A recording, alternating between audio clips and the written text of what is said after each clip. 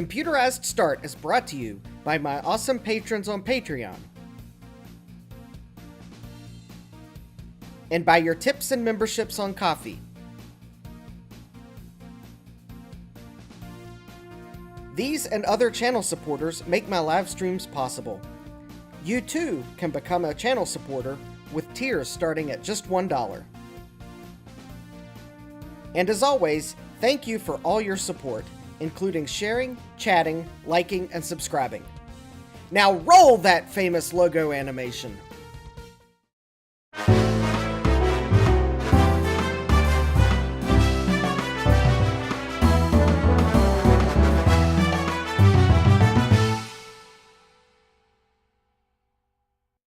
Good evening and welcome back to Computerized Start Live! I am your host, Justin D. Morgan, and we have folks in the chat that need introducing. We have Dave's Vintage Apple Tech. Hi, Dave! Are you keeping up with the Macintosh? Yes, I am, Dave. I kept up with the Macintosh and got you the video on time. Thomas Armstrong, the IBM is on time, maybe. Hi, Dave and Thomas. We have Francois. Hi, Francois. We have Frank S. Hi, Frank. We have Sadmac. Are you keeping up with the Commodore? Ah! I forgot to play the following. Are you keeping up with the Commodore? 'Cause the Commodore is keeping up with you. In a world of fun and fantasy, and ever-changing views, and computer terminology, Commodore is news. Are you keeping up with the Commodore? 'Cause the Commodore is keeping up with you. Are you keeping up with the Commodore? 'Cause the Commodore is keeping up with you. Yes, thank you, Sadmac, for that reminder. Are we keeping up with the Commodore? Yes. We have Gut Bomb. Hi, Gut Bomb. Francois says, oh gosh, 3 a.m. already. Wow. Francois, just in time. Yes, you know it. Hi, Jesse. I8386SX asks, who bricked 4 compact flash cards today? Ooh. We have Joe's Computer Museum. Hi, Joe. Yes. Dave made the comment, Justin must be looking for something. Yes. I was looking for this. And this. Because otherwise, I might have had trouble getting into this Commodore, because I still do not know where my red-handled Phillips screwdriver is. It's somewhere in the house. All 3 of them. I have 3 of them. They're all MIA in the basement, or they're underneath something. So yes, I was looking for 2 things. Jesse, that's why I call it just in time. Because Jesse says detention for me. We have, let's see here. Oh, we have Scarlet the Four-Eyed Cuda. Greetings. We have Jack68K. Hi, Jack. Jack says, hi, nerds. Yes. And let's see here. We have, I think I have said hello to everyone that's at least admitted to being here in the chat. All right. So I have the coffee goal is carried over from July. So the link is in the video description. And without further ado, I think, because I don't have Wheel of Regrets tonight, so we are going straight to... Why buy just a video game from Atari or Intellivision? Invest in the wonder computer of the 1980s for under $300. The Commodore VIC-20. Unlike games, it has a real computer keyboard. With the Commodore VIC-20, the whole family can learn computing at home. Plays great games, too. Under $300, the wonder computer of the 1980s, the Commodore VIC-20. Coming soon, Commodore brings you Gorf, the Wonder arcade game, and Omega Race in home versions. Commodore. Yes, we have the Wonder computer of the 1980s. With a real computer keyboard. Plays great games, too. And I don't know about you, but you're probably thinking, oh, You're probably thinking, hi, Will. We have K-Mac Vintage in the chat. Thomas Armstrong says, my VIC-20 has so much memory to keep up with. Yes. All that 5K of RAM to hold the script to read. Yeah, they probably just borrowed him from the set of one of the Star Trek movies, and yeah. Anyways, Sadback was on the phone when the stream started. Yes, so you're probably noticing already that something is up with this computer. I have not done anything. Oh, hey, Jack68K. Regret. Yes, thank you, Jack. Jack has added to the Save the Potential Regrets Fund. All right. So, what do we have here? We have the Commodore VIC-20 I got at the System Source Swap Meet. And is the stream really loud? I did turn my microphone up a little bit so that it was at the same relative volume. At least I attempted to get it the same relative volume.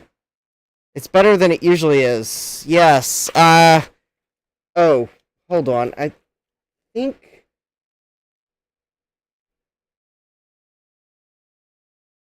Actually, I did notice my preamp was flashing a light at me. Let's see if that's maybe just a little bit better. I tried to turn it down. Also, let me double check that there should be a compressor and a limiter to keep it from, like, completely blowing out everyone's eardrums. And it is supposedly on. Before was clipping loud. And it's... Hold on. Let me check the filters here real quick. Okay, so I've got a noise suppressor, and then the 3-band equalizer. Then I have an expander.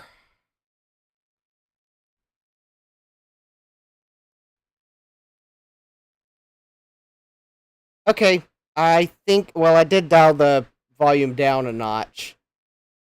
And a compressor and a limiter. All right. Oh, thank you, Ron, for the super chat. The super chat. This one goes to 11. Yes. Yes. Oh. Well, I don't know what that button does. Actually, it does nothing in OBS. Okay. So, thank you, Ron, for the $5 super chat. I don't know what Commodores do. They go, well, we'll just go, yeep. Scarlet Four-Eyed Cuda is asking, flux capacitor. I probably just need to tinker with the audio settings.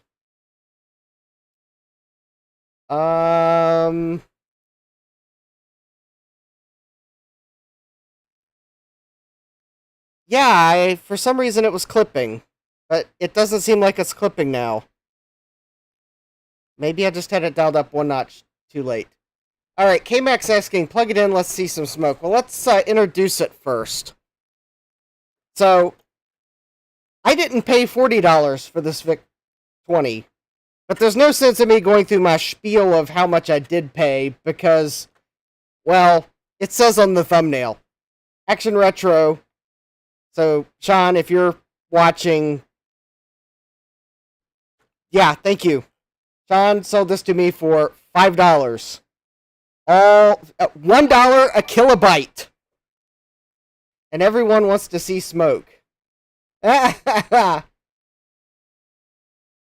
says, the first place I would check for clipping is wherever the analog to digital conversion occurs. Yes, thank you. Let me double check the setting on the analog, on the input card. That is a good suggestion, because it is very possible that I have a digital gain set, and I don't remember how you change it. Is that it? Ah, I think that's it right there. And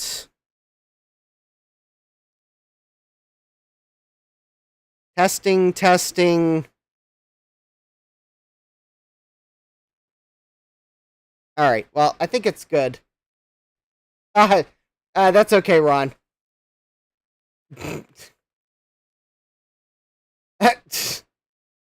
So Thomas Armstrong's telling everyone Commodores never smoke. Jack wants to see smoke. Will wants to see smoke. And Joe says 2 hours later, Justin finally gets to working on what he came to stream about and ducks. All right, just go, just go. All right.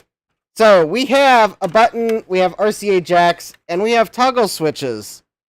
And quite honestly, since I spent all of $5 on this, and I can probably fix anything that goes wrong. Ah, yes, Jack is asking a good question. Is that a sticker across the top of the keyboard? Yes, it is. And I did want to bring that up in case someone figures out what the sticker goes to.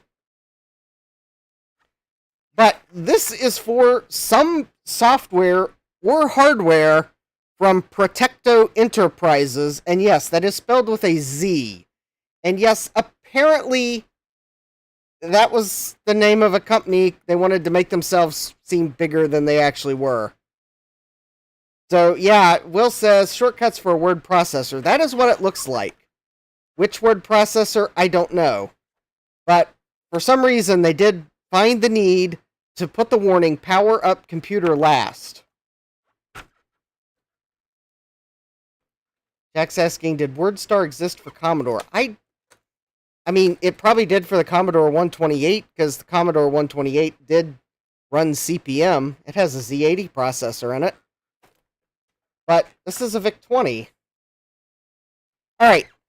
We are going to live a bit dangerously. Because we are. I am going to plug a video cable in. I am going to plug the power adapter in that I found because I knew we needed it. And I mean, now I would find it very interesting if there was a CP/M processor in this VIC-20, but CP/M requires like 64K of RAM to run or something like that. Yeah, Will says it has something inside. You can see cable runs in the expansion port. Yes, it does have something in it, and I don't know what it is. I have resisted the urge to open this computer up.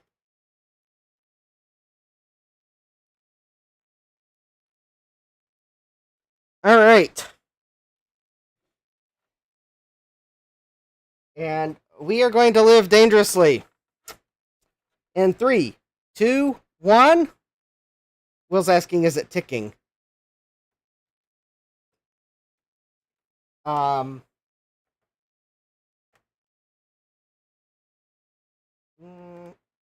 Actually, we are not going to be turning it on. The power switch is stuck. Yeah, the power switch is stuck in the off position. I cannot push it to on with any normal amount of force. So it looks like we are going to have to open it up to at least figure out what is up with the on-off switch. Dave says, get a hammer. I actually found my hammer, Dave, but I'm not going to hit this with a hammer just yet. For anyone that didn't see Dave's stream on Sunday, I got fed up with some potentially counterfeit chips and hit the boards that I had built with them with a hammer because the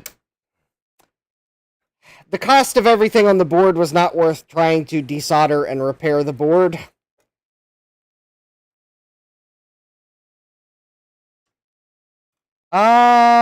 I do not believe this is a standard VIC-20 screw.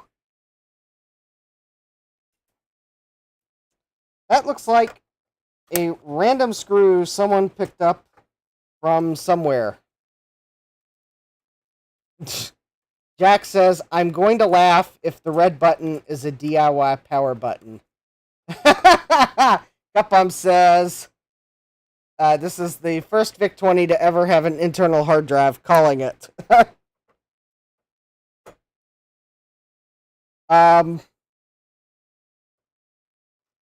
You know, okay, this middle screw here was a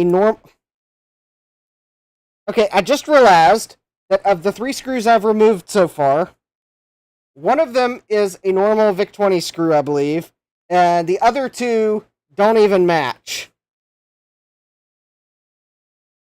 I bet they found that. Scarlet the Four-Eyed Cuda says, I bet they found that screw in their tire.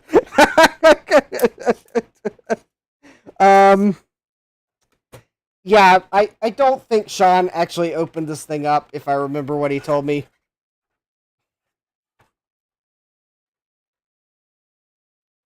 Alright, you know, I didn't think to check to see if this was a... Okay, this does feel like a momentary switch. Jack says, based on the screws, there is going to be some quality rework inside. Also has different RCA jacks, yes. It is quite possible I'm going to find that the onboard video connector would have been of no use. Gupum says it's probably a reset switch. Yes, I believe it's a reset switch too. Okay, I know this has been open, so I'm not going to worry too much. And... oh. Okay.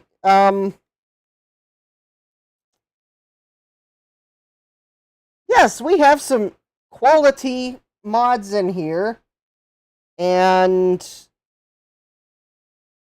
this is going to be a bit tricky getting the keyboard to a point where I can show you what I'm seeing, because whoever did this was obviously buying wire by the millimeter. Something alive inside. No, it's called, their mod wires are like incredibly short. And they're not on removable plugs.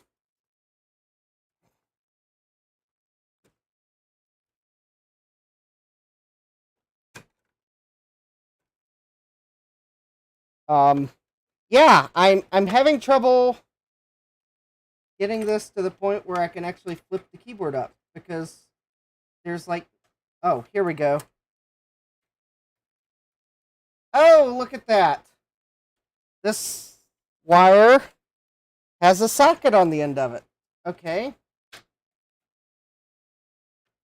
Okay, maybe I can actually get this to...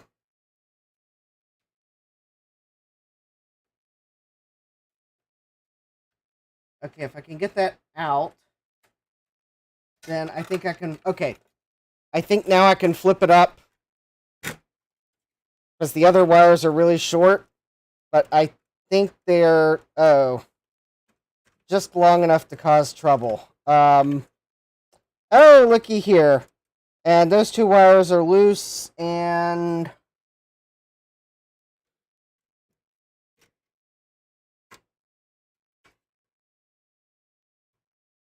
And I'm going to prop the keyboard up. Oh, hello, Point 5, welcome. What kind of Franken computer is this? I don't know.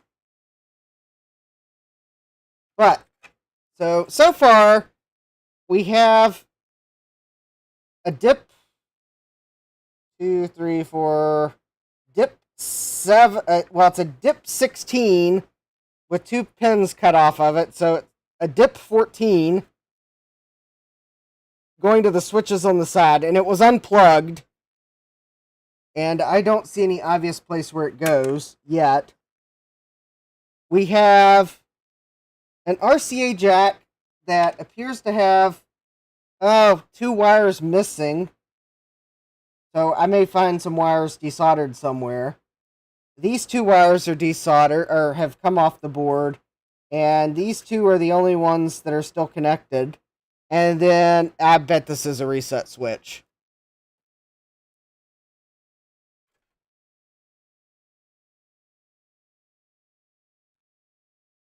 That's the normal cable that's in all VIC-20s. That's, I think, the power for the user port or something. So that's normal. It looks like something's been soldered, depends on the user port. But that's not these two wires. They're too short. Might have been for these two wires. All right. You know, quite honestly, the mod is kind of underwhelming because so far, I don't see what the switches go to.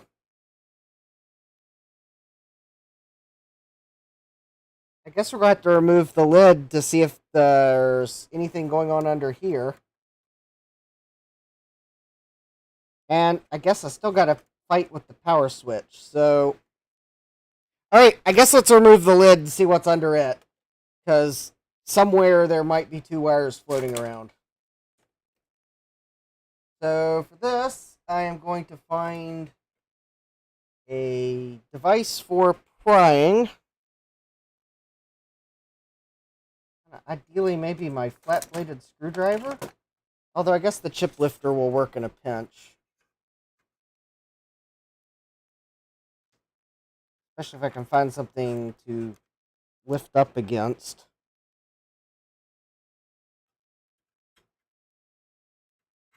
Oh, wait a minute. There... Ooh. I think there's a hole cut right there. No, there's not. Never mind. It felt like there was a hole. I wonder what vintage these mods are. Oh,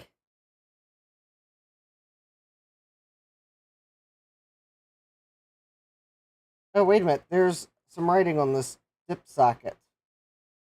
It says...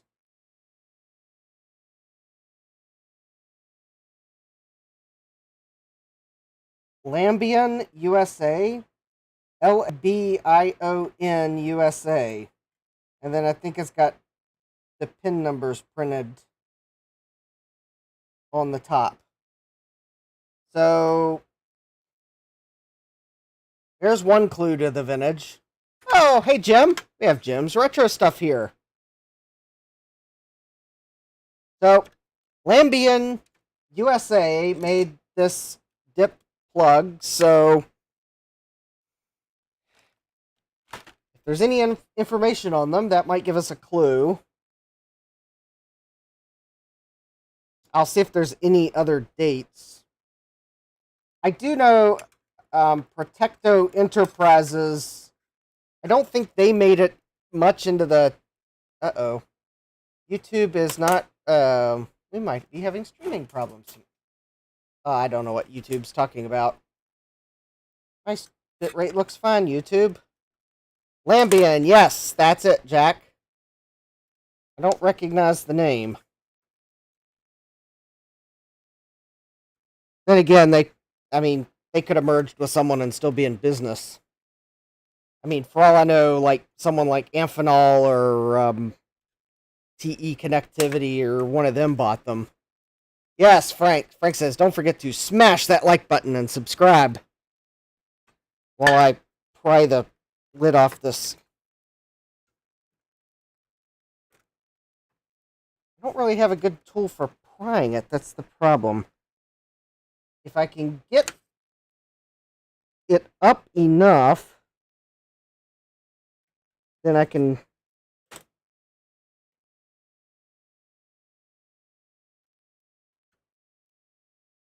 Oh, wait a minute. Here we go.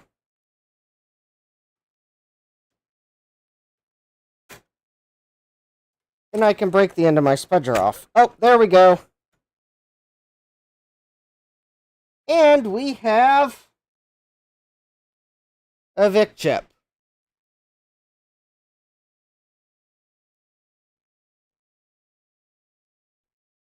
I am feeling very underwhelmed by the mods.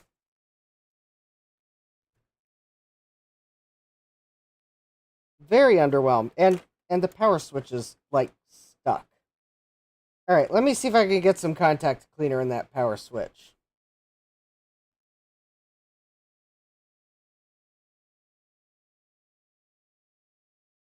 Oh wow, this looks like a really early MOS chip here. Potentially. 0782, but instead of their stylized logo like I see on a bunch of the other mask ROMs, this is just like, it just says MOS.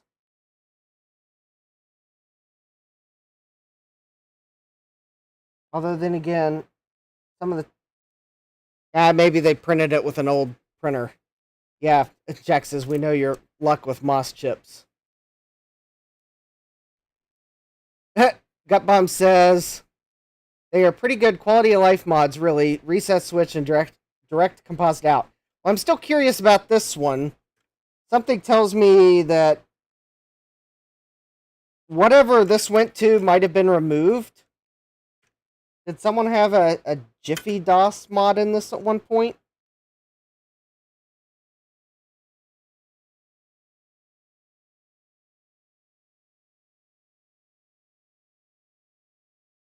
I mean, I can't tell. I mean, if they had a board that went into the socket.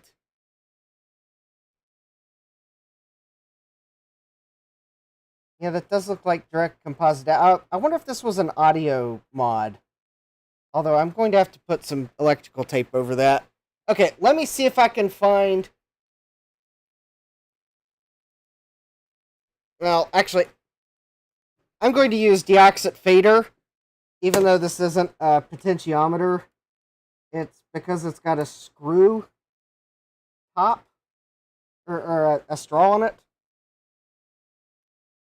And I'm going to see if there's any way I can get some contact cleaner into this switch.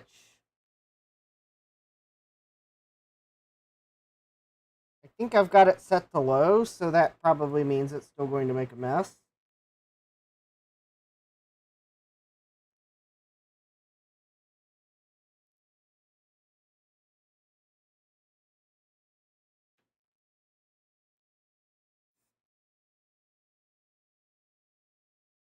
I was just trying to maybe drip some on the seams of the switch.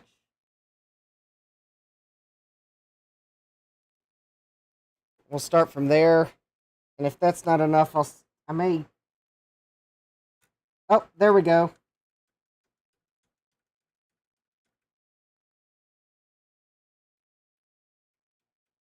Oh. Well...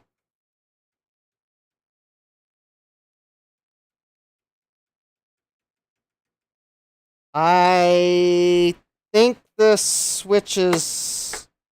Okay, the good news is the switch is no longer stuck.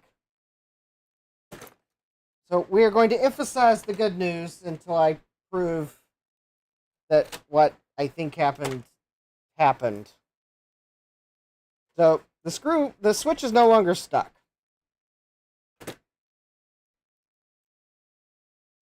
All right, so the switch is currently in the off position. All right. And the switch is now in the on position.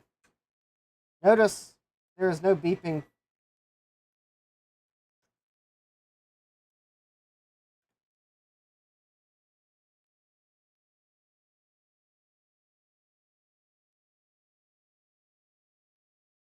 The switch is broken. Yeah, unfortunately, if I depress the switch in on the on side, then it will turn on. But I'm going to have to hold it. So it looks like I'm going to have to find a non-broken switch at some point. Yeah, assuming this works. Alright, I'm going to plug the video cable back in. I am then going to flip the keyboard back up because if this goes pop, I want to be able to see it on and get it on camera. Alright, I have plugged the power in. I have trying to remove strain on the keyboard because of the short wires for the reset. Alright, so. Alright, this is going to be really awkward to switch to the capture input because I am not not really that ambidextrous, but anyways. Alright, so power on in 3, 2, 1. Okay. Oh, and I'm on the wrong input.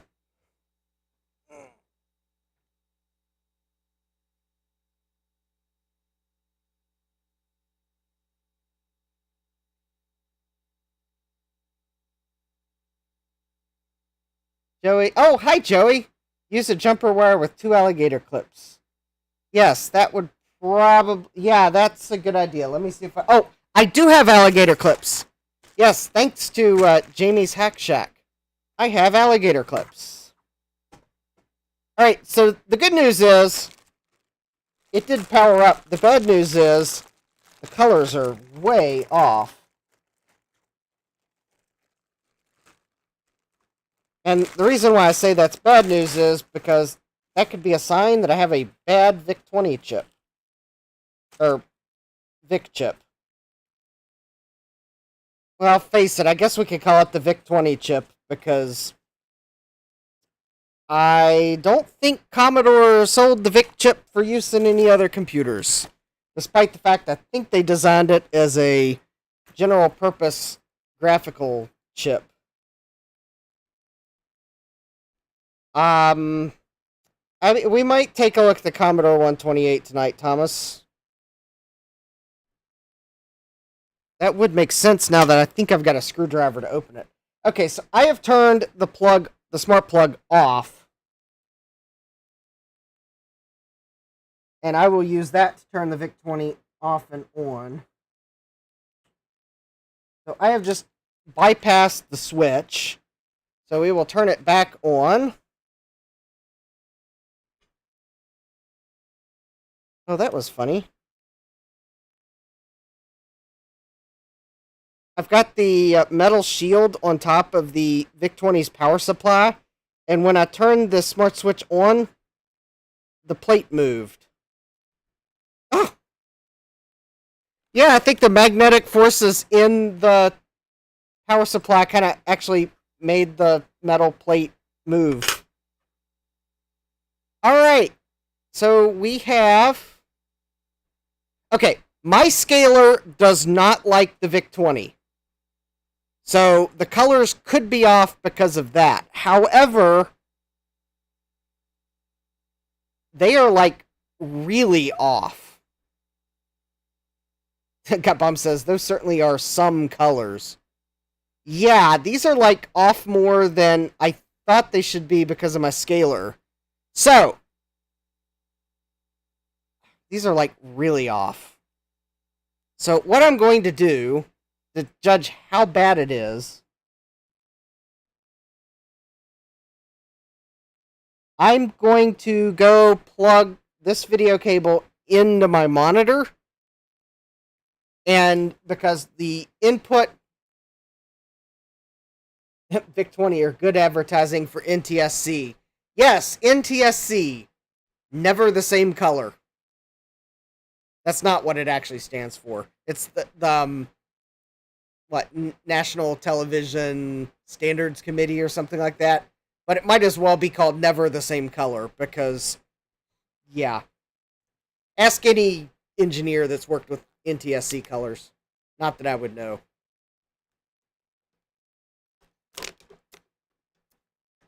You know, Joey's right. At least it worked for $5. It is a start. Yes. All right, I'm going to move where the video cable is going to. Oh, Ron is pointing out it's never twice same color. Thank you, Ron. That's the one I was trying to think of.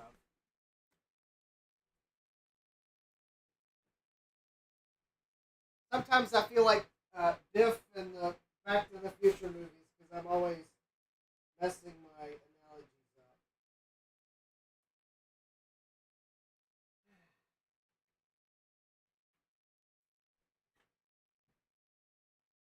Okay.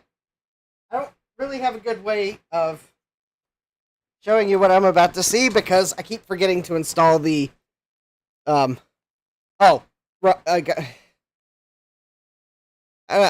keep forgetting to install the Droid Cam plugin to OBS. Oh, it would also help if I changed the input on my monitor, which is going to screw with all the windows on my computer, which is why I don't normally do this. And sure enough, I am now confirming that the border color is teal. The text is blue. The background is like the like light grayish white. So those two colors look right. But the border color is definitely teal. It is possible this composite mod might have something to do with that. I think it's the middle RCA jack. So how about let's Gupom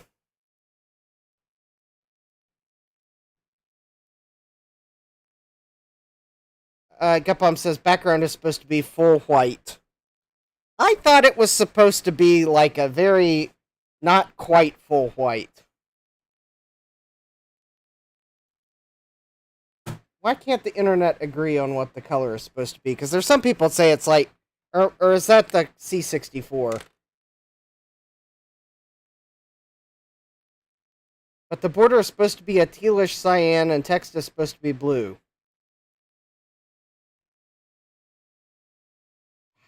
I'm not sure the colors were right.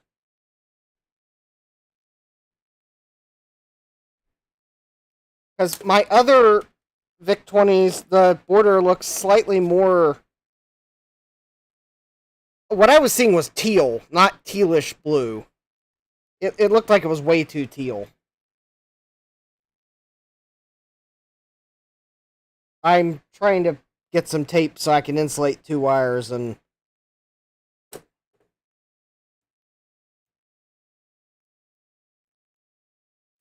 If only the internet could agree on what the... Gupom says there are variants. I mean, it is... So, the VIC chip that's in this one... And I only use the highest of quality of Captain tapes. Unbranded ones. To insulate my wires. Oh, Gutbomb says they range between teal and light blue. Oh, well then... Maybe this VIC-20 chip is working totally as intended. It is a 6560-101.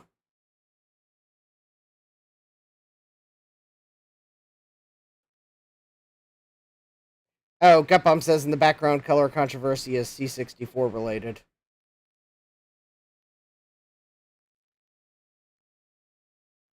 Well, I think the truest test would be for me to plug it into a CRT TV, but I think this VIC-20 is, like, working. I guess we'll test the reset button theory. Alright, I'll plug the keyboard in, because I might as well.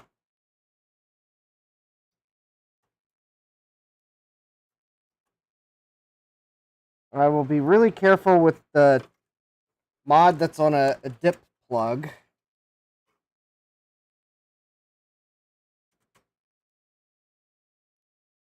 So, you can leave your theories as to what the dip plug might have been going to. Unfortunately,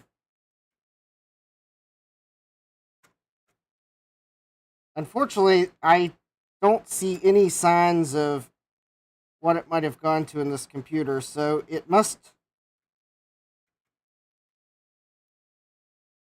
Whatever mod it went to, someone removed it at some point. Maybe it stopped working. Maybe someone moved it to another VIC-20.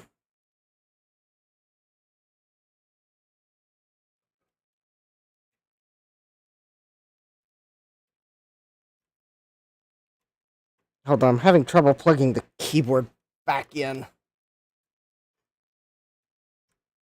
What's on the other end of the wires that go to the dip thingy? 3 toggle switches. No, this is the last VIC-20 I'm buying for a while. I've got enough VIC-20s. I only bought this one because it had a red button and three toggle switches and an RCA jack, and I talked Action Retro down to $5. I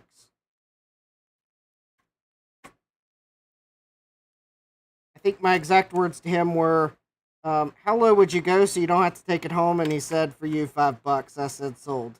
And I handed him a $5. Oh, no, actually, then I realized I was out of cash, and I sent him $6 by PayPal. To defray the fees, of course. Gutbomb says, maybe they went to a multi-slot cart expander. Well, that would certainly make sense, and I am having a doozy of a time plugging the keyboard back in.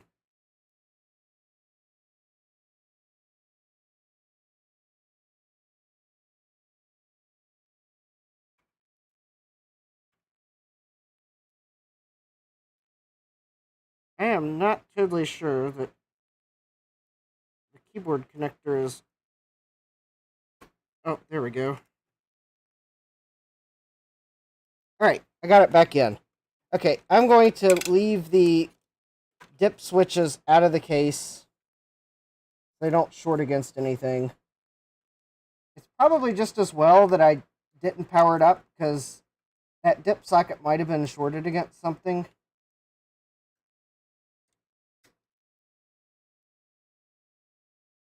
Alright. So I am going to... So the middle RCA jack appears to be one of the two wires, or it's one of the two that there's still wires on it, but it's the only one that's connected. And where it's going to, I think it might be video. Oh, hey, Will Jr. 880, welcome. All right. So let's see if I change to composite input number 1. And I turn the VIC-20 on. Do we have video?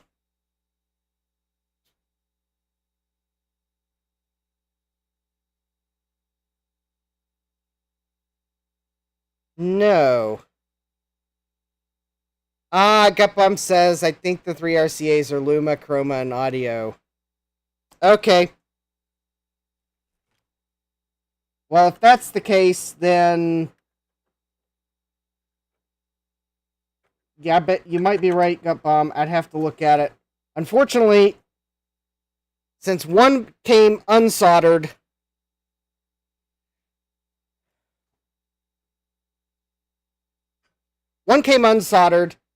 and one... Well, how's my favorite Mario cosplayer doing? I am doing well. It is 82 degrees in the basement, but I am doing well. I have a bottle of water to mitigate the heat. And the fan is running. And I gotta move my RCA cable back to my scaler.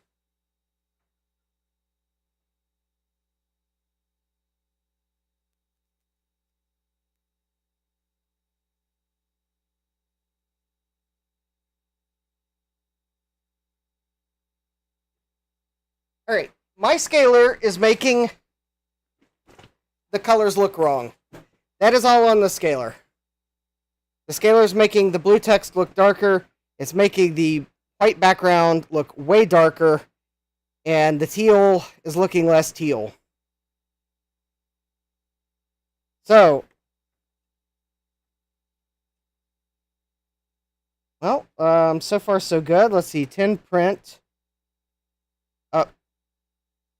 This is a Commodore. I do not need to press shift. Also, okay, how... Oh, there we go. The quick brown fox jumps over the lazy dog. Right, we're going to go with it. 20. Print.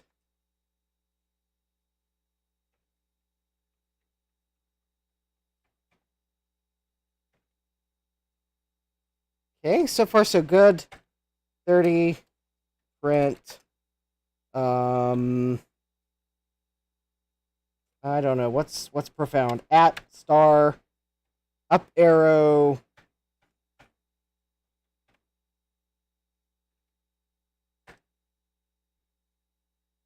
So far so good. Oh, what do you know? It can print out everything I typed. Yay! Gut Bump says, inside quotes, the control characters can be annoying. Yes. Jack says, oof, 82 degrees in the basement. Glad mine never gets that warm. Yeah, mine's uninsulated and not completely underground because it is a walkout basement.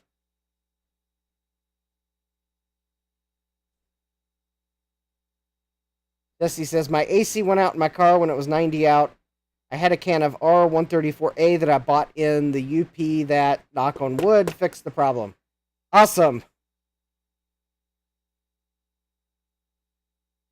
Jesse says, for context, in 2010, it wasn't legal to sell R134A for cars in Wisconsin. Alright. I don't remember what the one-line program is that everyone types in, but the keyboard does appear to be working. And yeah, the keyboard appears to be working. Is this a reset button? Yes, it is. I believe that is... Alright, let's try this. 10, print. It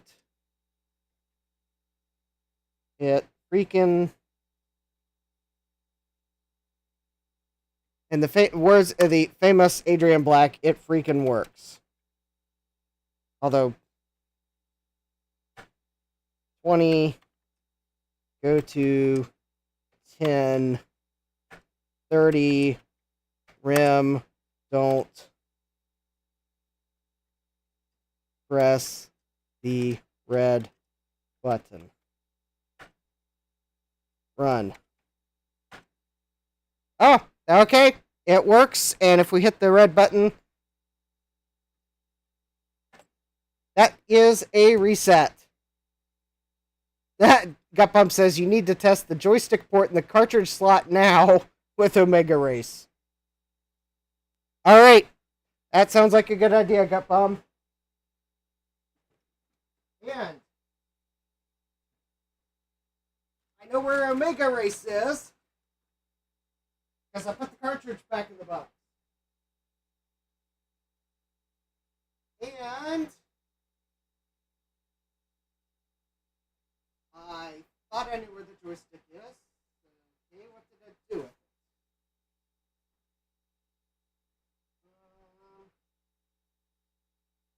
Hold please while I find the joystick. Okay, those are TRS-80 paddles that would not be fun to use.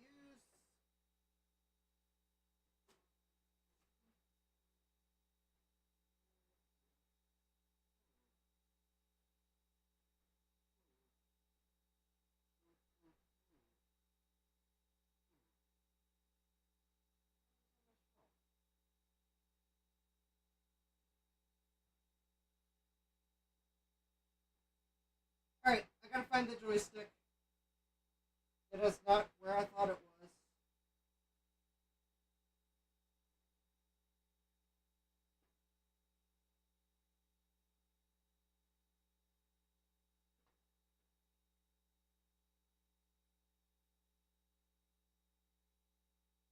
Well, let's see if the cartridge slot works.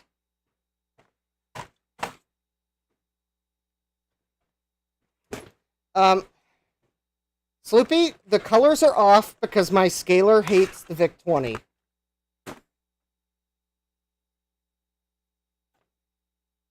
I know it's not excusable, but what am I going to do to be able to let y'all see it?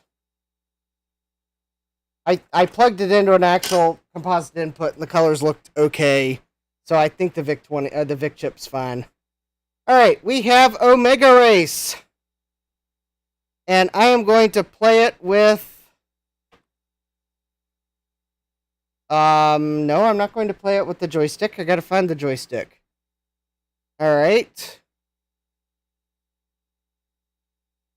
Oh, I can play it with the joystick or the paddle.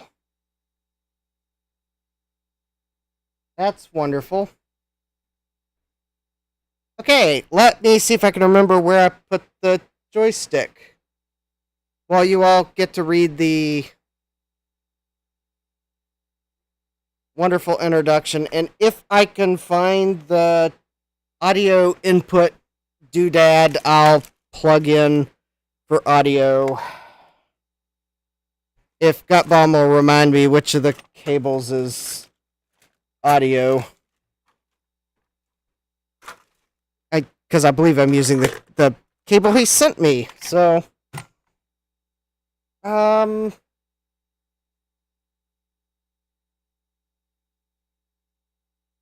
Omega Race is going to be tough, white on black, but white on this scaler is gray.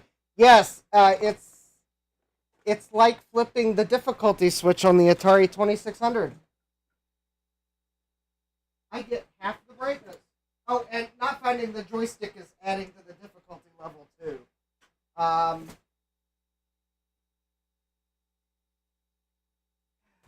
did I do? What did I do? What did I do with it?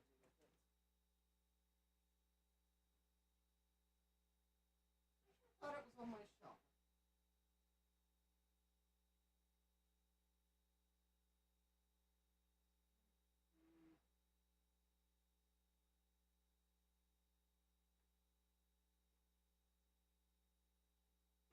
No, those are the TRS-80's paddles.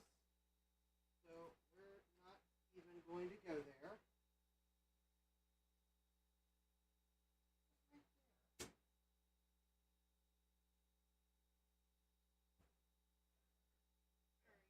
Behind the LTE keyboard.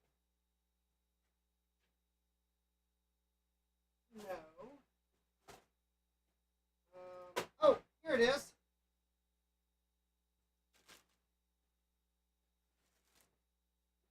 It was in a bag.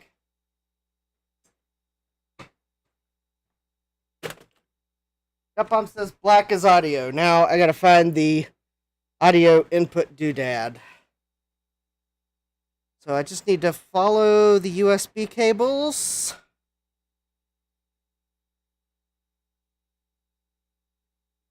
Alright, hold please. Now, of course, the thing is, I won't hear the audio, but you will. Oh, there it is.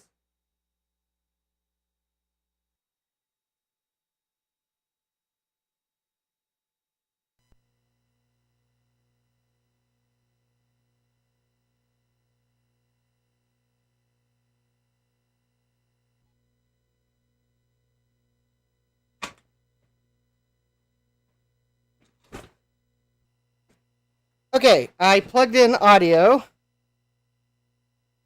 Audio input red.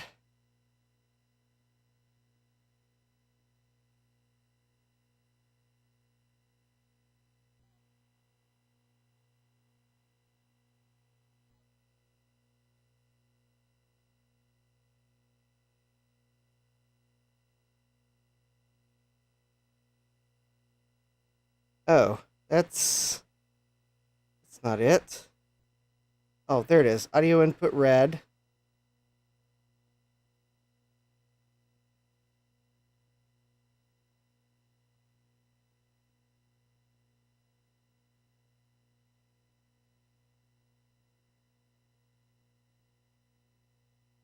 Oh, there's no sound until I play. Okay. Alright, well, let's plug in the joystick.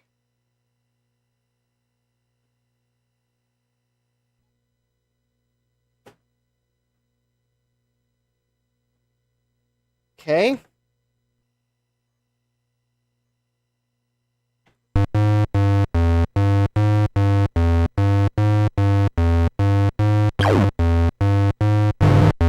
Oh, there I am.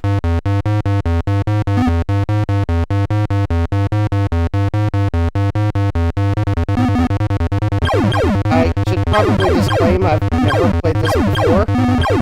So,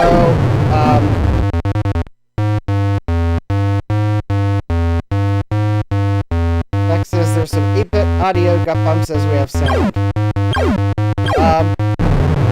This joystick is, I'm blaming the joystick. As everyone, of course,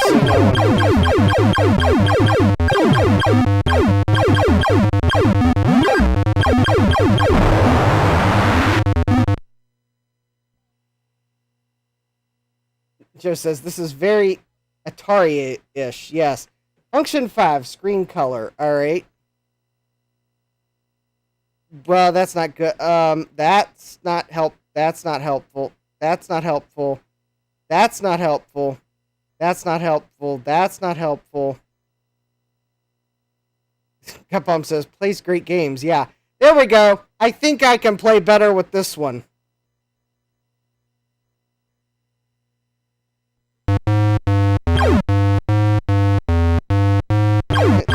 Dave says, very state-of-the-art, Dustin. Yes. I think my Atari joystick needs cleaned. Because it is not, I seemingly can only move it up and down, but not left or right. Change the ship color and leave this... Oh!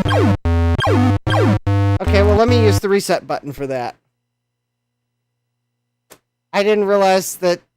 Oh, ship color, F7, okay. Oh, okay, well, actually... That teal color might...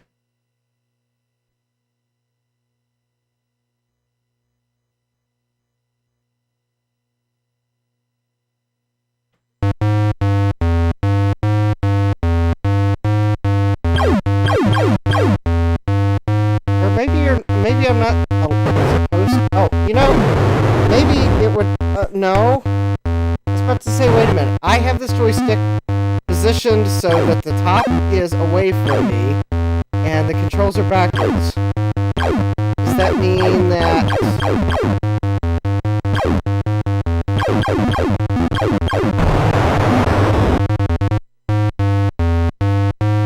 This will look great if you fix the Luma Chroma mod. It would look great if I fixed the Luma Chroma mod, and if my scaler had S-video inputs. Oh, well, wait a minute. Now it's letting me go all directions. This game makes no sense.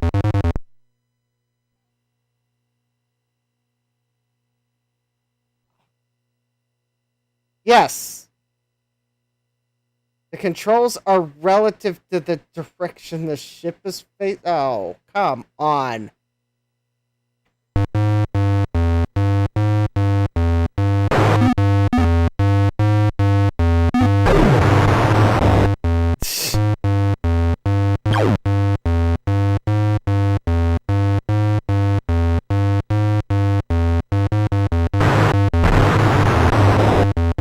Okay, this game is going to require more practice than I'm willing to give the next hour on the live stream, because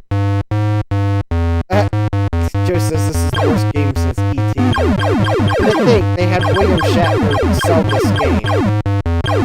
Because remember, this thing's supposed to play great games, and they were saying Omega Race is coming. Okay, this joystick needs cleaned. The joystick needs repaired.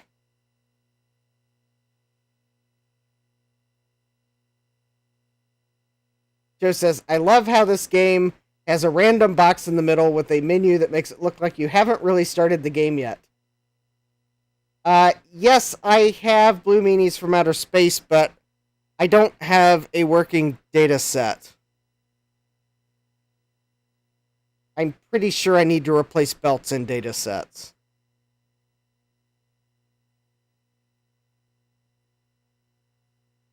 I mean, I can plug the data... No, the data set probably needs belts.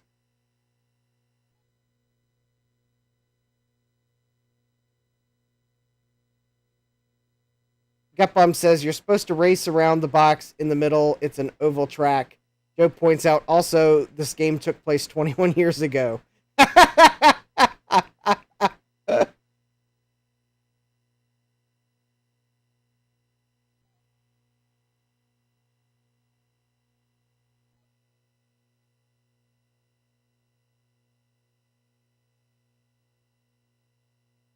Jack says 21 years ago was very futuristic. We just don't remember that.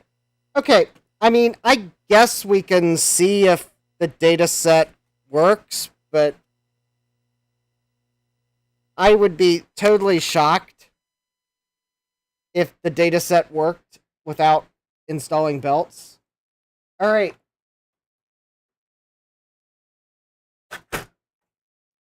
Oh, that wasn't too bad to remove the cartridge.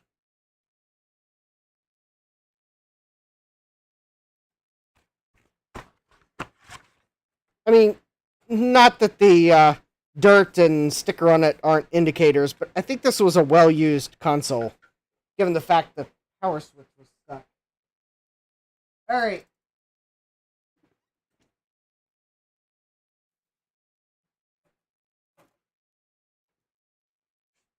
I will be totally surprised if this actually works.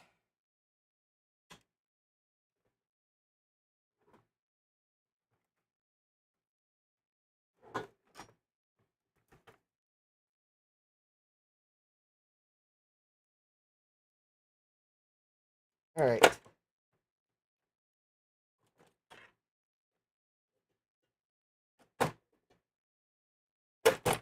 Okay, but I do have blue meanies from outer space.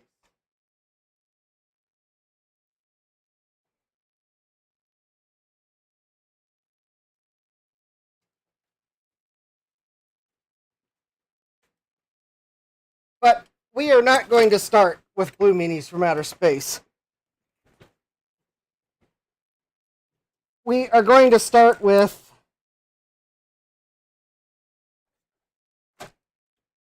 the most boring title in the other box.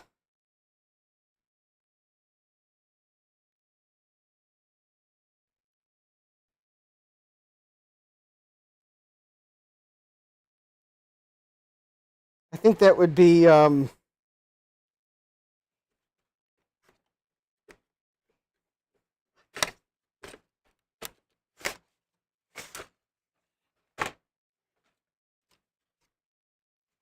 home inventory. That sounds pretty boring, doesn't it? Yes, I thought you would agree. All right, side one.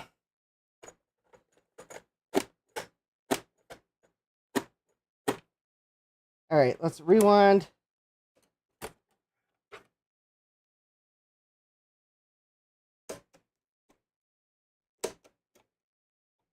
Oh. Okay. Well, that's promising. It rewound the tape. All right. So I think to load a game, we just type like load. Press play on tape. Searching.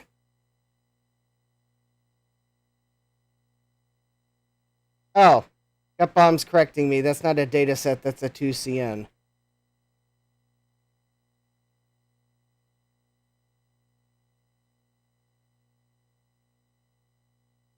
Okay, I was hoping it would show something by now. Gut Bomb says that's the good one. Well, we'll see if it's the good one.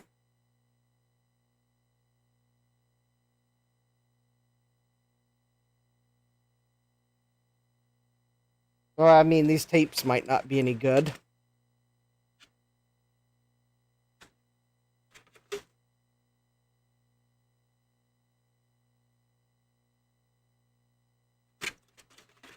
Let me read the manual because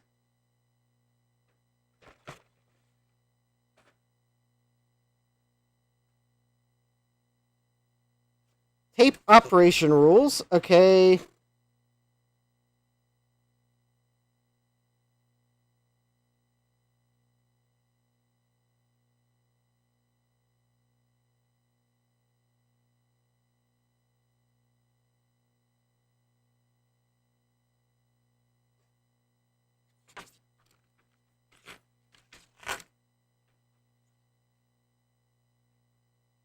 Well, I mean, I thought it would tell me that it found the program.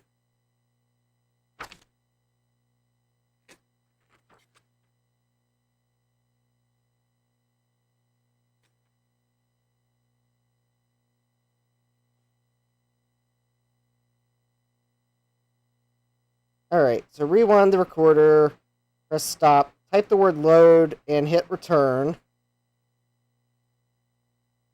For disk type, type load followed by one of the following.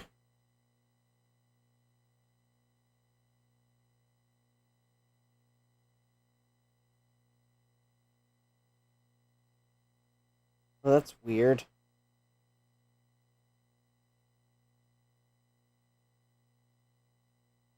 Yeah, it's probably a bad tape.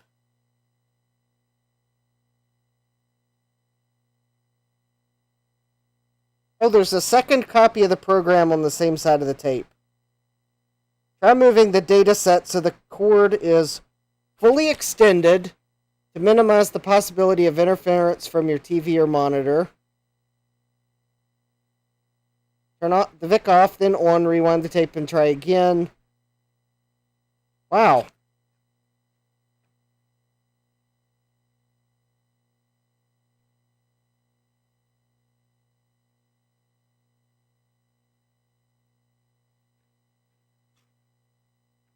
Alright, well, let's, I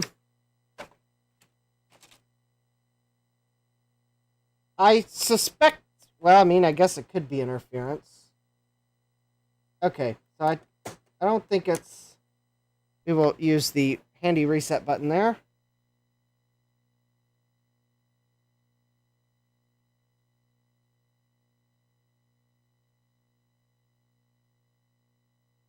I mean, I guess I could stretch the cord out a little bit more.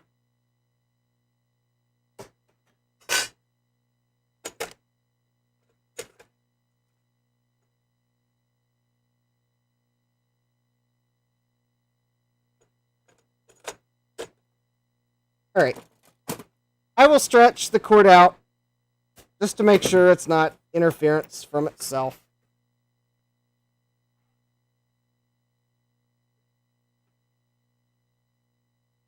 I'll also call my neighbor and ask him to turn off their Van de Graaff generator. Alright. We'll try that again from the same tape, and if that doesn't work, I think there's another copy on the other side of the tape. Jack says, magnetism from 1980s isn't working. Potentially. I mean, we've got more tapes to try. I just wanted to see something load before I try Blue Meanies from Outer Space.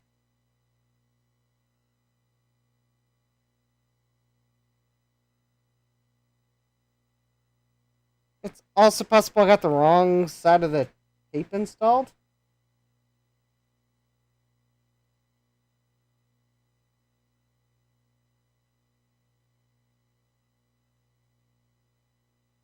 Jack says, I bet home inventory works. That's the one I'm actually trying to use. Interestingly enough, I think it was actually one that someone... So, these tapes have a little protector thing on them to keep them from coming out during, I guess, before you bought them. Home inventory was actually one that had that removed, so I may need to try, loan mortgage calculator, which has never been used. Or the VIC typewriter word processor. Yeah, I don't think,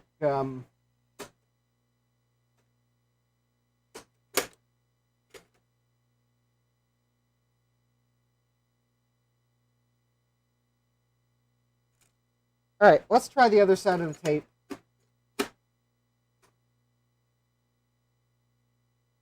Oh, Jack, I bought these tapes from a completely separate eBay auction.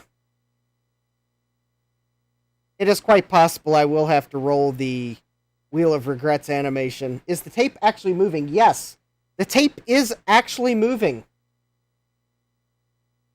It is rewinding. And when I hit play...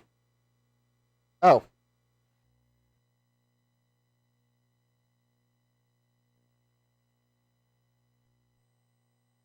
Yeah, the tape is actually moving.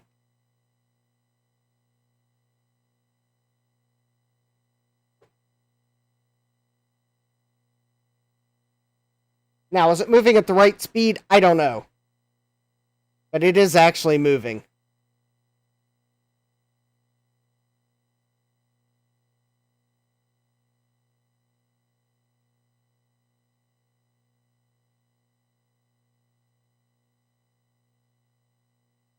Well, I mean, I got a shot at 12 tapes.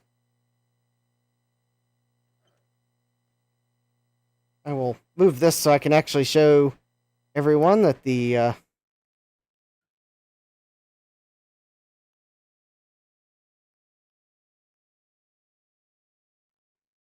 okay. I think I'm going to call it on this tape. So this tape, I believe, is not good. So let's try everyone's favorite loan mortgage calculator. Don't tell Dave Ramsey.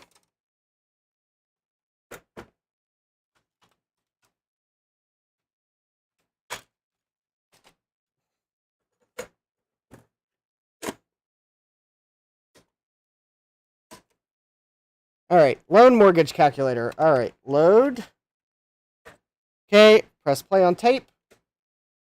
Play pressed. It is searching. Searching. Searching. Searching. I would have over-designed this system. I would have added something so that the computer would know that it actually was, like, working right. Jack says, I wonder if it'll overflow if you put in modern mortgage values. Oh, wait a minute.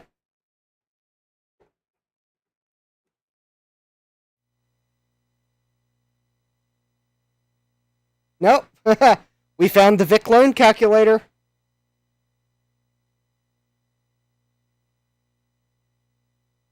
I might need to clean the heads. That is true. I may try to clean the heads and then try the home inventory. No, I'm not going to try home inventory. That sounds boring. It's either the home mortgage calculator or the home meeting calculator. The home meeting calculator. Yeah, it's really a program for Tupperware and Mary Kay sales associates. They got to schedule their home meetings.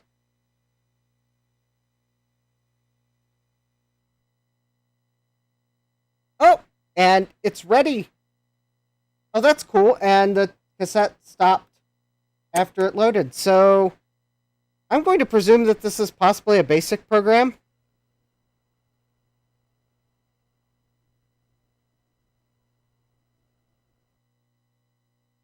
Yes, it is. 85 lines of basic. All right, run. And that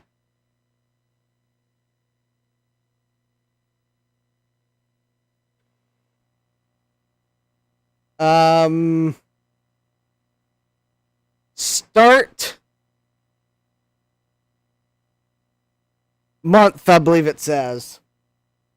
We'll say 1. Year 2024. Term in years, 30 years. We're going to really try to... Payments a year is 12. Interest in percentage. 7.654. I don't know what interest rates are now. Okay, it only goes to 2 decimal places. Loan value. Let's see, homes are really expensive now, so $456,789. And payment is $3,240.98. Okay. No, that is not okay.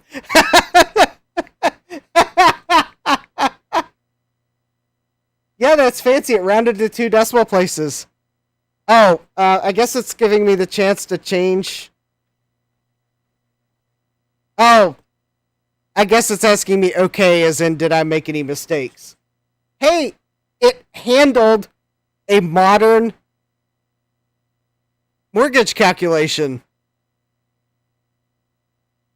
In fact, I'd almost be tempted to... Oh, Jack says, not fancy. It doesn't have a spot for down payment. You're right, Jack. It's only asking you the, like... It's a loan calculator. It doesn't have down payment amount. That would be really fancy. You are right. But it works. So the data set works. Yay. Okay, so before I try to load Blue Meanies from Outer Space, I am going to attempt to clean the head.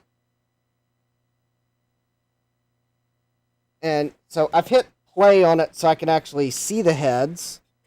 Or the head, because I think it's just a single head. And we'll clean it here.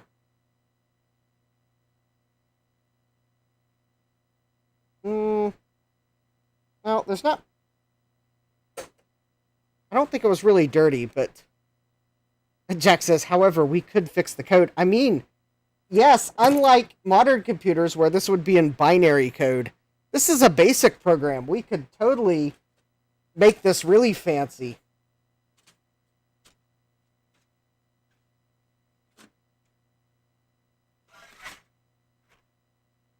Sloopy says, yes, fix it and it will become the killer app for the VIC-20.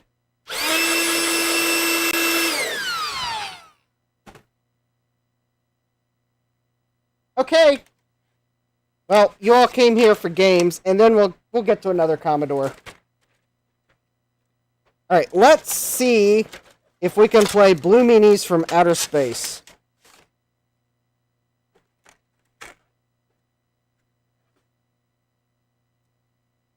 And where else but Computerized Start can you experience actual load times and all the other load issues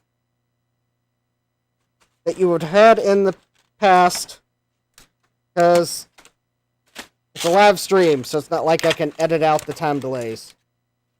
Alright, but I have, not that you're going to be able to read it very well, Blue Meanies from Outer Space.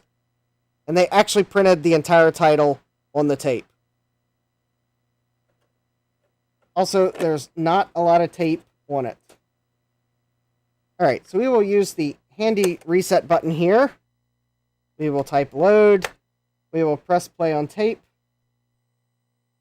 And searching.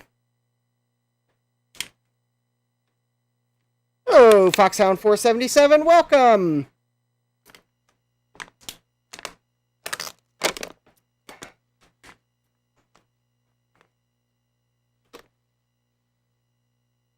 Ooh. Oh no, don't tell me that it's bad. Out of memory error? That's that's preposterous.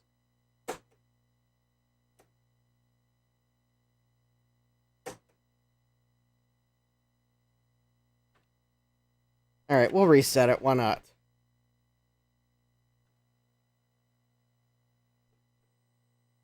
Oh, Gutbomb says, do a full power off, not just reset. Oh, okay, well, then let me... I gotta use my smart switch, because I've got the power switch overridden.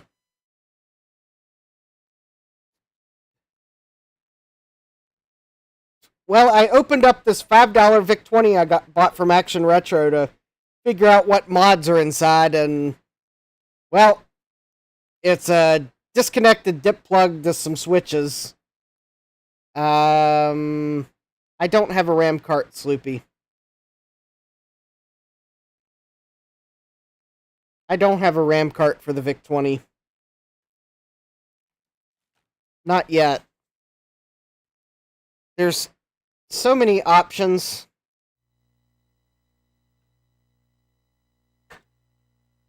And it would help if I'd stop buying VIC-20 so I could buy a VIC-20 memory cart. Yeah, it still has 5K of RAM. Yep, only 5K of RAM. Well, technically 5.5K of RAM. There is half a K of color RAM, but I guess 5K for the system. Sloopy says, go grab one from that drawer over there.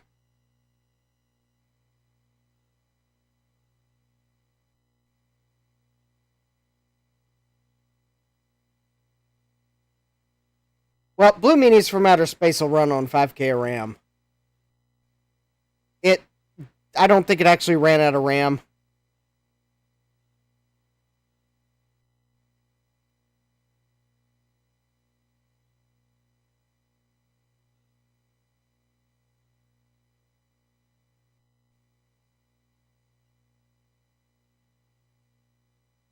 Dave says, note to Justin, don't buy any more VIC-20s.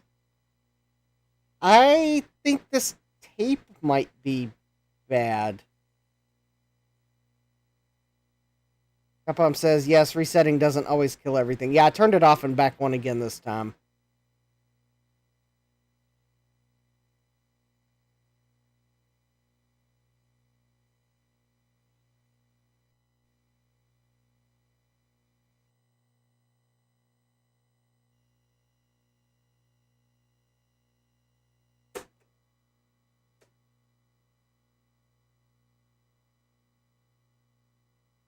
Maybe I forgot to rewind?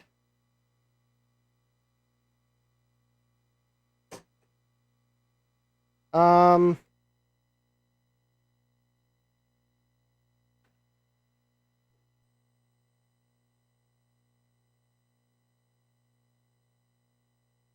rewound an awful far distance. Maybe I forgot to rewind it. Let's see if it finds it now. Because the first time it found something and then it gave an out-of-memory error, which I believe could mean it had trouble reading the...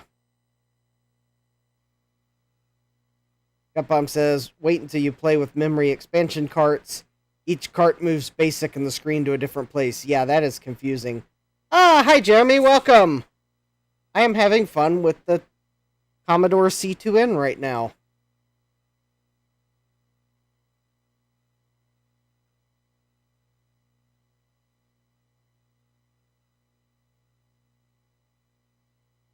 Huh.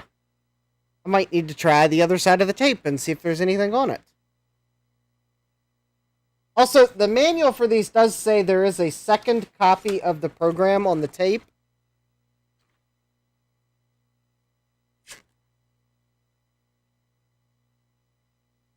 See, the manual says, after a few seconds, the VIC will display found and the word loading. Okay, so according to the manual, it should have probably found it. If you have trouble loading, type the word load and hit return again. There is a second copy of the program on the same side of the tape. Turn the VIC off, then on, rewind the tape and try again. Check troubleshooting chart in the VIC manual. See your Commodore VIC dealer, or call the Commodore hotline.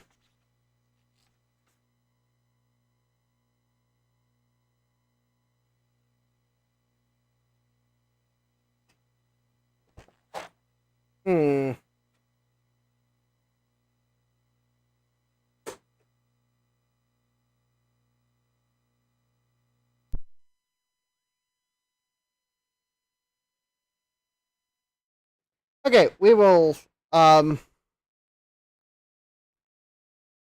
power off and let the caps discharge.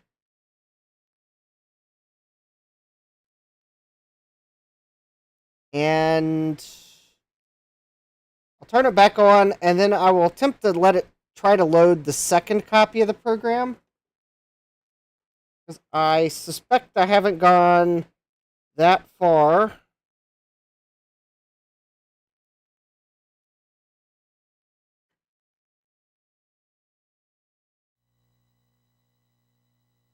Actually, you know, maybe I'll just try the other side of the tape.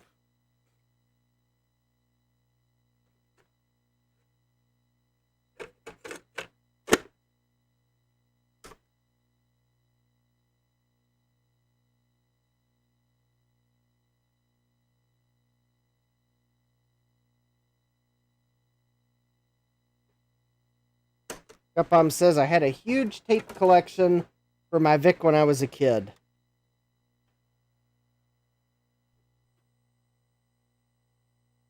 I have 12 VIC-20 tapes.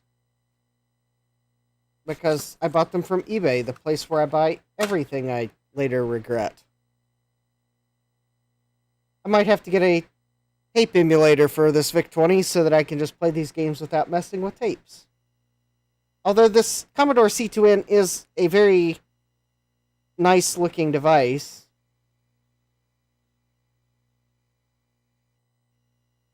I'd mark tape counter programs to fast forward to specific programs. Yes. These programs should be at the beginning of the tape according to the manual. Something tells me my Blue Meanies from Outer Space tape may be having problems.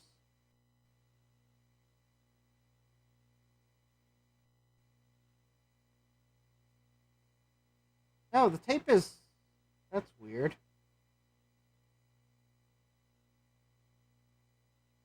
The tape is physically rocking back and forth in the C2N.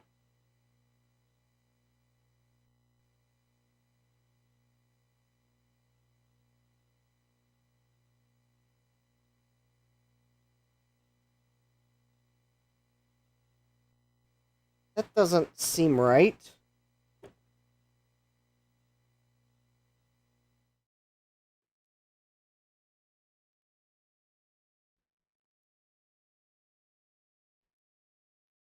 Oh, it seems to have stopped, though. Is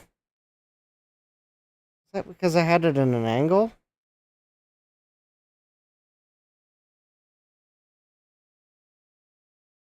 Alright. Let's... Okay. Full screen capture input 1. Alright, we'll turn the VIC-20 off. The left spindle looks like it is sticking.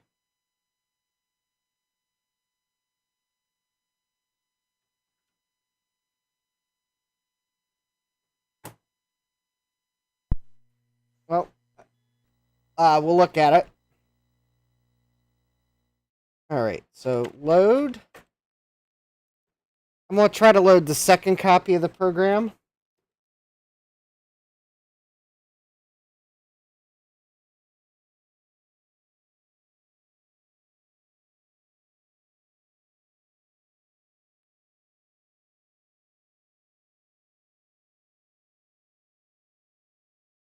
Jeremy's asking, I wonder if the tape head is aligned and the drive belts are in good shape. Well, I don't know.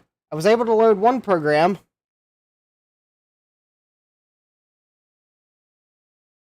Might be the compressed video that makes it look like it's sticking.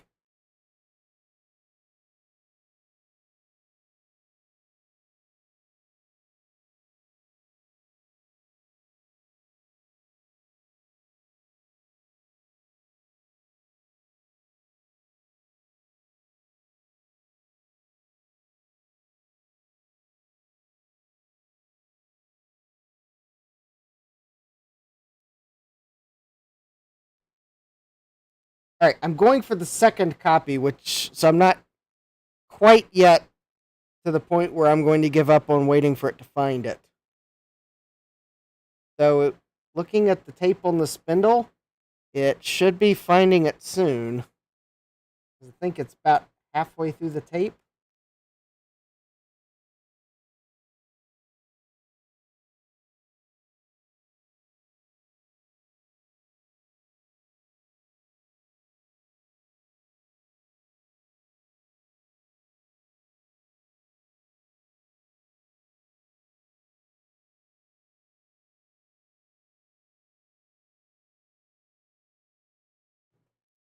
Actually, I'm going to turn it so I can see it.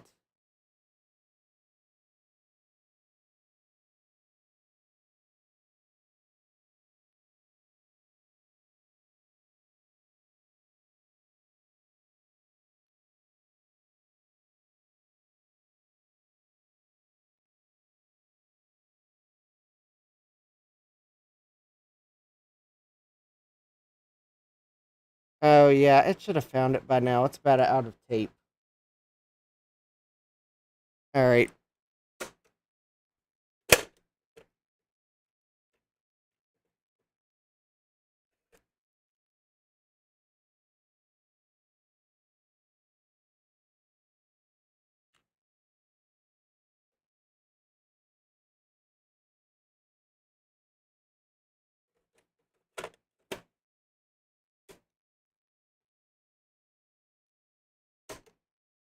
Okay, let's try.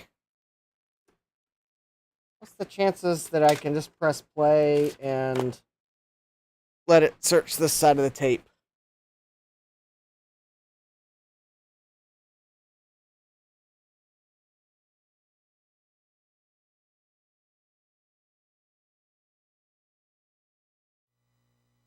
I might have to try to load the loan program again just to see if the...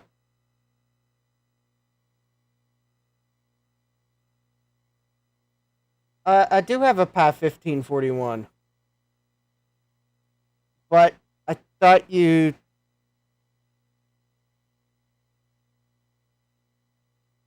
To use it, you'll need to pull it from the cartridge case and power it externally via USB, but it'll work fine. I don't have it set up with anything.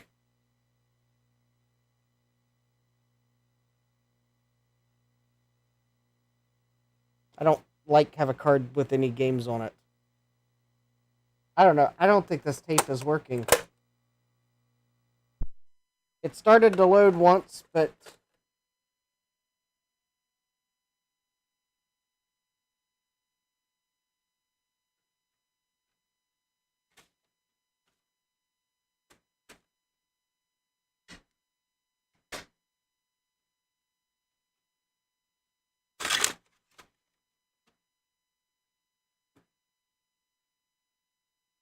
It's a VIC-20, and Gupom says the cassette unit just needs cleaning and love. Yeah, that's probably true. It does look like it. Yeah, it's probably just needs cleaned.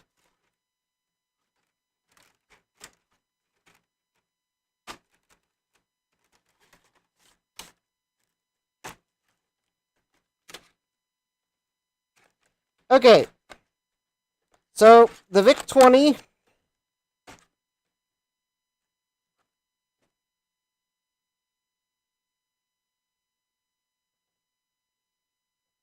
So, the data set came from another VIC-20 I purchased, so...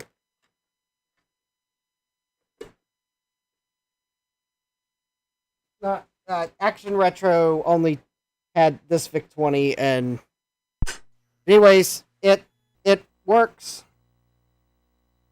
Other than, I gotta probably repair the Chroma Luma mod, but... I'm not going to do that tonight, because... I'm going to... We'll just say that when I repair it, I'm going to make the wires long enough so that I can actually open it, if need be in the future, without too much trouble. Because the problem is, the mod wires are so short, it makes it really hard to open. And I need to get a power switch for it, so... I think I will hold off in actually repairing the mods until I get a power switch. Because I don't have a... I'll have to get a power switch for it.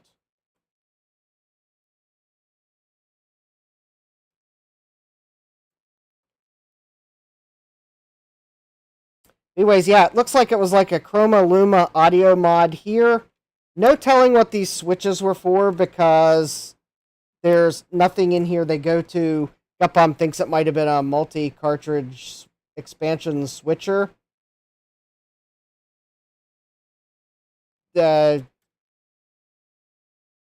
Gupom's guess is as good as mine. And then this is a reset. But I don't know. I believe there's Jiffy DOS available for the VIC-20. Maybe I may make lemonade out of the lemons of having holes cut in the case. And maybe I might turn that into like some switches for a Jiffy DOS mod. Actually, I'm not convinced one of the switches is hooked to anything. Anyways, I think this VIC-20 just otherwise works. So, mystery, I guess, solved. Sort of. So, don't know what this was for, but I may reuse the wires for a Jiffy DOS mod. Because, I mean, I already have 3 switches, so I could switch between normal and Jiffy DOS, so that's at least one switch. Either that, or maybe I could do an internal memory mod, and that would give me 3 switches for enabling and disabling memory regions. Assuming I could pull that off. And then I guess a Chroma Luma audio mod that I'll have to repair. And then a reset button. So, since I don't have a power switch for it, so I'll have to order a replacement power switch, assuming I can find one. And we'll tackle repairing the mods then, because I'll have to decide what to do with the switches on the side. So I guess if you have an idea for a cool mod, or you like my idea, the Sloopy says internal memory mod, good luck.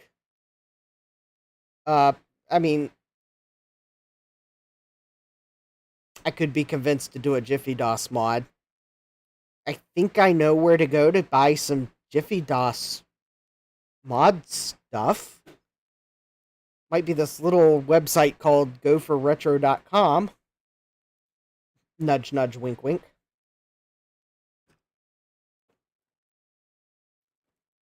So, yeah. And I need to fix the joystick. Or probably clean it. Sloopy says Jiffy DOS should not even be a question. Well. Oh. I was working on a compact last night. Apparently I left the name badge on my workbench. Oh! And I'm going to have to do something about the 3 mismatching screws. Called, I guess I'm stuck with them. Okay.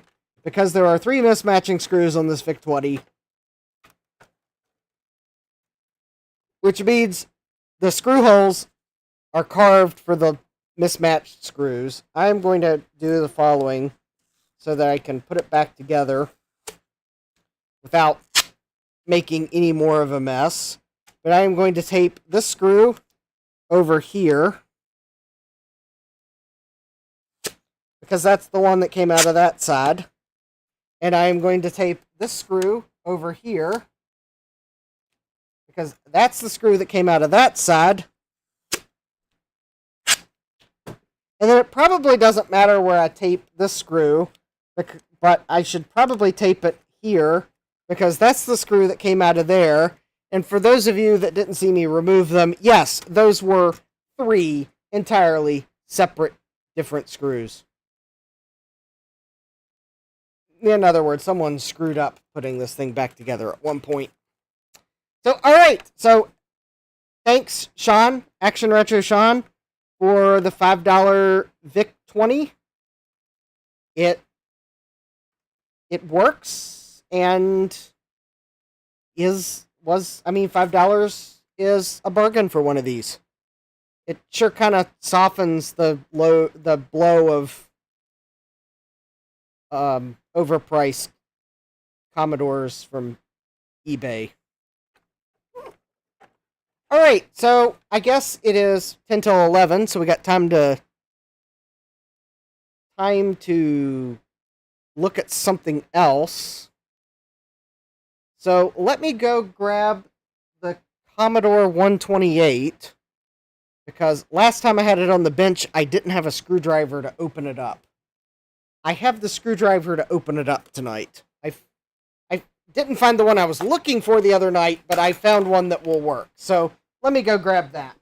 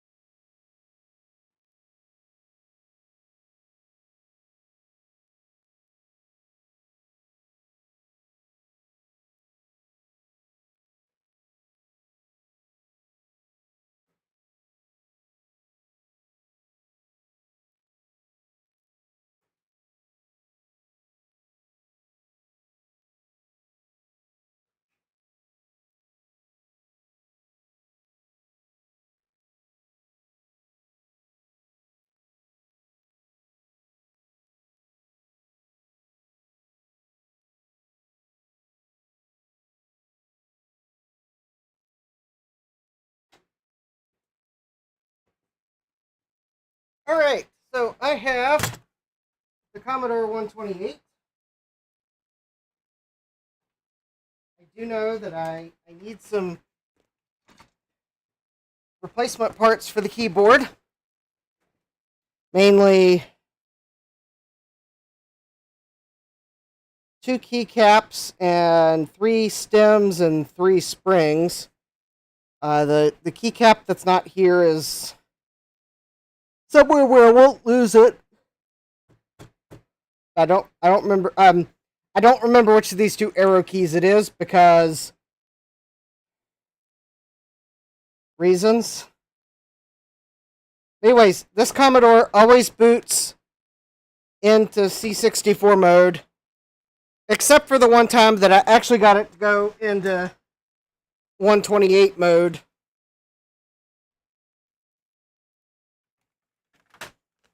But it was not a happy camper. And I think the consensus on the stream was it's probably one of the CIAs is bad. Anyways, I guess we will, for the benefit of folks that didn't see it last time, I will. All right.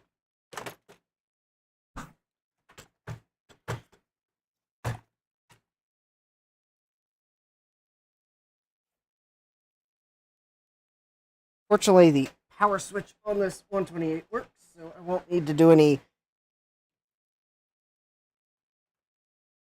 tomfoolery. Alright, so I'm just going to use the same video cable that I was with the VIC-20 because, well, until I fix it, there's no need to do anything else. Plus, I believe I was told that the RGB only works with the 80 column mode anyways. Oh, it also helps to turn the smart outlet on. To see something on the screen. So there we go. It boots straight into Commodore 64 mode and no cursor. But we have the correct amount of memory free. That is what this 128 is doing. If I power cycle it,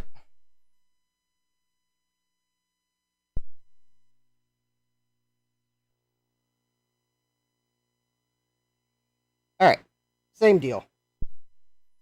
So let's open it up and take a look inside. See what we're dealing with. See if there's any signs that someone's worked on it before. I kind of feel like Adrian Black might have been watching my channel, even though I have no proof he's subscribed.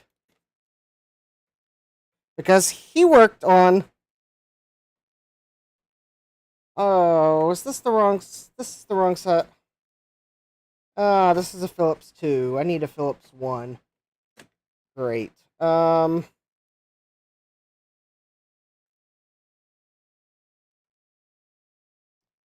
that... Okay. It looks like the screwdriver that I grabbed to open up the VIC-20 is the wrong one for the Commodore 128. It's too big to fit the screw heads. So, I'm back to square one. This Commodore 128 does not want me to work on it.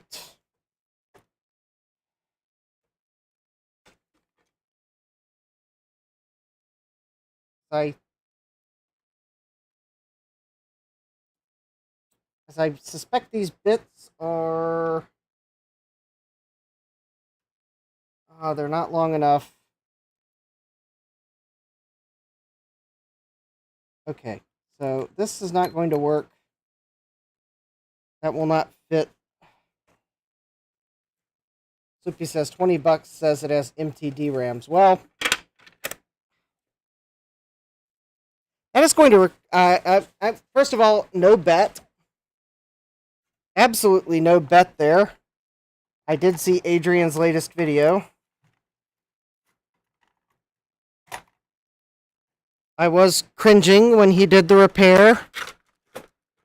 But then I guess I realized what he was saying, and it's like, well, I guess for someone who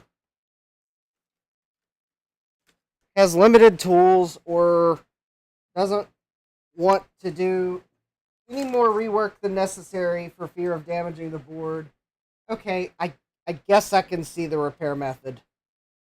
I'm still kind of cringing a little. I'll let enough folks actually watch the video before I just completely spoil what he did. But, well, okay. Plug your ears for 20 seconds if you don't want me to spoil his latest video. So, yeah, Francois says it's workable if you don't have more advanced tools. Yes. So, Jack, what he did is he clipped the legs off of one of the RAM chips on his Commodore 128 and then soldered a new RAM chip on top of that. No, he didn't clip all the legs. He left the RAM chip there. He clipped the two legs that would interfere with the new RAM chip and then soldered the new RAM chip on top of the old RAM chip. That's what he did. Yeah. Oh, yeah. Sloopy says this, his comment has nothing to do with Adrian's video. Sloopy has 3 128s and they all have MTD RAMs. And they all do the same thing. There's a fourth that he has. It had MTD RAMs, but it works. Well, I think this one is not the MTD RAMs. I think it's the CIA. And hold please while I attempt to find, once again, the screwdriver that I know has to be around here somewhere. And I have set it down. And I can't see the screwdriver for everything else that's fallen on the floor. Because I am convinced the screwdriver has fallen to the floor. So let me walk around the bench. Maybe it fell onto the floor. Rolled. And maybe I can see it better from the back side. Of course, I also have some cushions down here so that to make it more comfortable when I have to get down on the floor to reach under my workbench.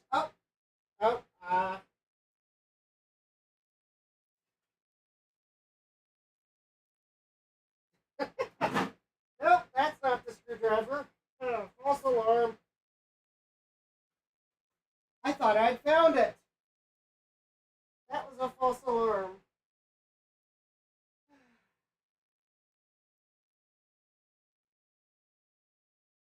Okay. I think I've managed to carry all 3 of my short, red-handled Phillips #1 screwdrivers upstairs.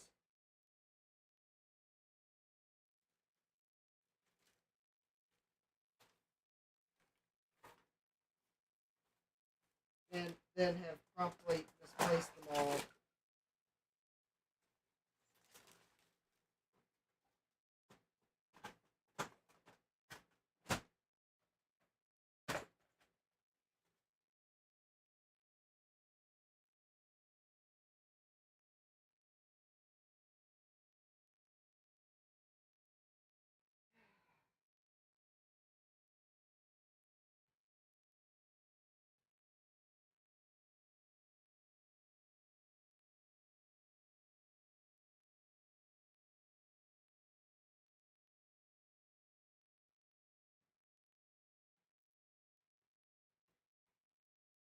And for anyone thinking, why don't I buy another one? I have 3 of them!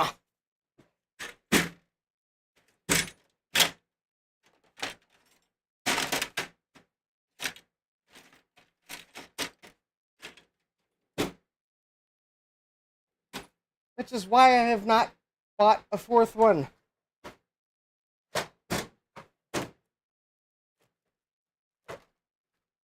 I mean, if I did lose them, it's not like it's the end of the world. They were screwdrivers that came with some monitors I bought. The monitor manufacturer actually included a screwdriver in the box to make sure you could attach the stand for the monitor, which I thought was a really nice touch. I mean, it's not like they're valuable screwdrivers. They are just an incredibly handy size of screwdriver. And yes, I just admitted that I have 3 of those monitors. I have 3 of those screwdrivers. Yeah, I hate it when... Yeah, Foxhound, I hate it when I lose a tool, and I've actually lost 3 of them. And yes, for anyone wondering, I do know where all 3 of those monitors are in the house. Because they're actually TVs. Even though they were sold as computer monitors, they have digital tuners in them. They're not like the most fantastic TV or monitor, but they are 1080p, and they're like 23 inches. I think Newegg was clearancing them out when I bought them. So, I mean, yeah, they work as a monitor. They work as a TV. They have remote controls. I do know where at least one of the remote controls is. It's actually surprisingly on the bench. I haven't managed to... Oh, no, that's actually the remote control for my scaler. Never mind.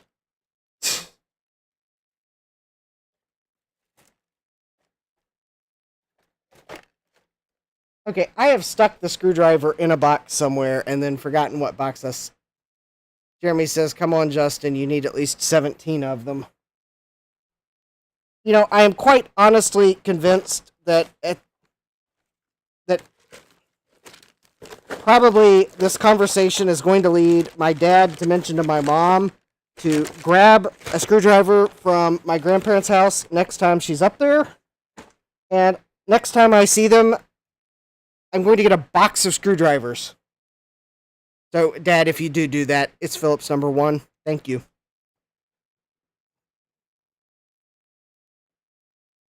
Yeah, I'll get it. And then I'll spray paint all the handles blaze orange. Darn it, the PCB holders I use have an orange base. Okay, I guess blaze orange won't be obvious enough. I will paint them... what color do I not have anything in? Well... I will... Well, obviously I won't paint them Vanta black. That would be a bad idea.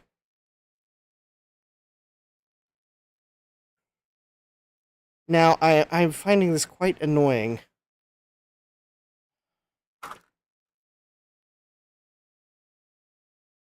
Okay. I did move some stuff off this bench a couple weeks ago, but I have checked the box that all that stuff is in twice, and that screwdriver is not in that box.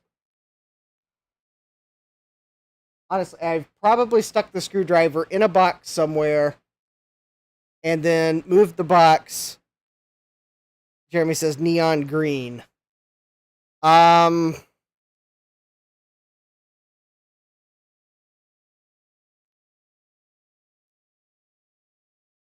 Well, neon green might actually be the best color. I'd still probably misplace it.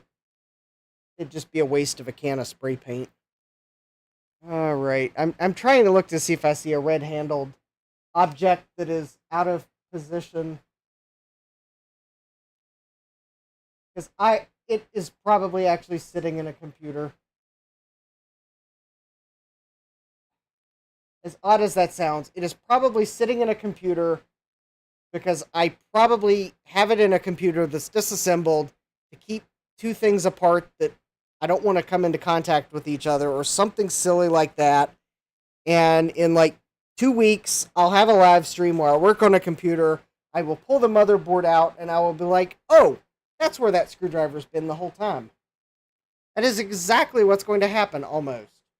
May not be 2 weeks, but yeah. I'm going to find it in some place that I would have never thought to look because it's a computer I was working on like 3 or 4 months ago.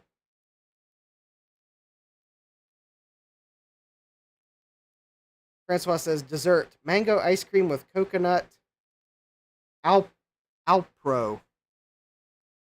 I don't know what Alpro is.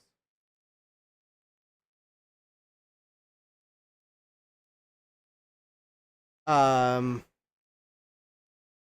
mean, it sounds good. Oh, it's a soy-based thing. Okay. I mean, if coconut sounds delicious. So, yeah, that sounds good. Okay, so I guess we're not going to look at the... I really want to open this Commodore 128 up. Alright.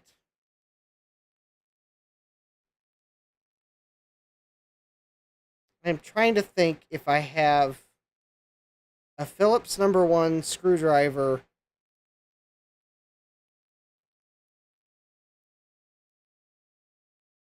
anywhere. I'll probably just end up stopping at the hardware store tomorrow on the way home from work because I gotta go to the grocery store too, and the hardware store is right by the grocery store, and I will probably just break down and buy a Phillips #1 screwdriver tomorrow because this is ridiculous. And then I will find, that is when I will find the 3 screwdrivers, all 3 of them. I will find all 3 of the screwdrivers I've been looking for within an hour of buying a screwdriver. And then it will be embarrassing where I find them. I'm like almost convinced. Alright, let me check.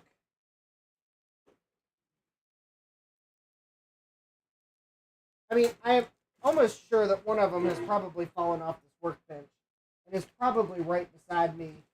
And it's just probably under a box. Because the thing is, sometimes when I have a reusable box, I may kind of leave it where I set it, if it's a good reusable box.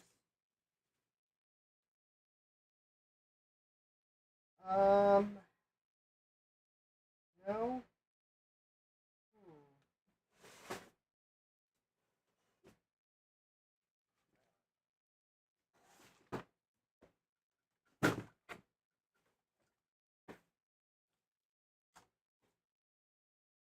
Okay. Somewhere I have got to have a screwdriver. So we'll open this thing. Yep, that screwdriver's won't work to open the Commodore 128. This won't fit the rear screws. It doesn't go down far enough. That's the problem. I need a screwdriver like this. Although it doesn't have to be this long. But unfortunately, this is a Phillips 2 and I need a Phillips 1. Or possibly a Phillips 0. This is too big to engage the screws. I mean, it will actually fit to the screw, but it's too big to engage the screw head. Unfortunately, that's also a Phillips 2. That's the the problem. I have found all of my Phillips 2 screwdrivers, but I have misplaced my Phillips 1 screwdrivers. I don't have a flat-bladed screwdriver that's small enough with a long enough handle. I know I don't, so there's no use me even going to look for it. Because I don't. I need to just break down and buy a screwdriver set. Most of my screwdrivers are the type that have interchangeable bits, because it lets you use more bits with the same driver, but now I've run into a problem where I can't fit it into the recess in the case. And it's normally not a problem. I normally don't misplace that screwdriver, but I have done it, and it is now like the third week that I can't find it. It's just, I think at the beginning you didn't realize it because it wasn't anything on stream that I was trying to do when I started to try to find it. I was doing something off stream and couldn't find it. And like,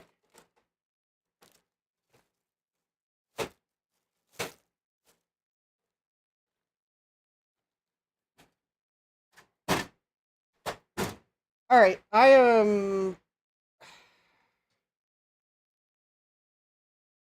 we need a screwdriver-a-thon, yes.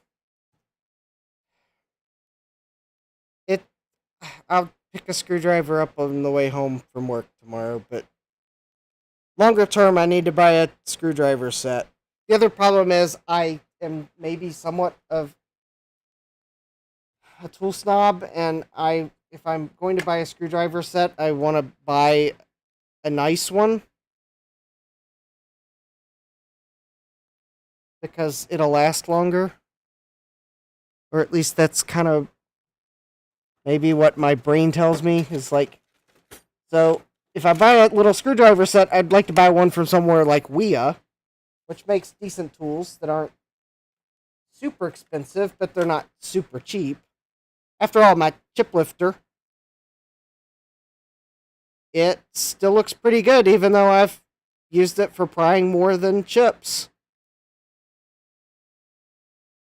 And it's ESD safe, too.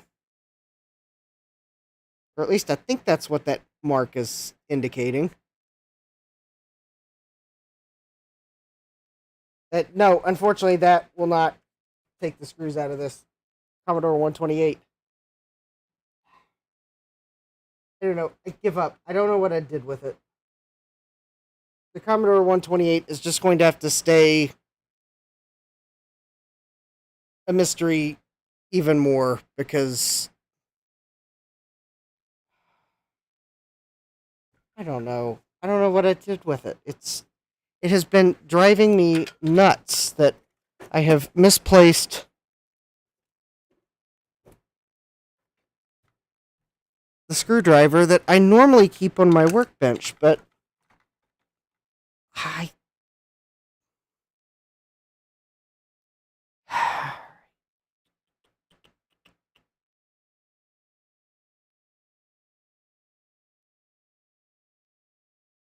hmm.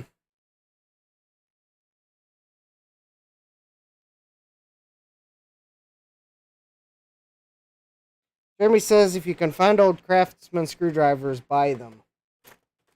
Well, I haven't seen any for a while. I don't often go to yard sales.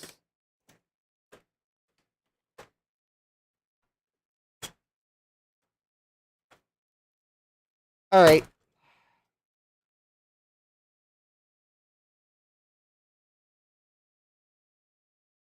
This is not a.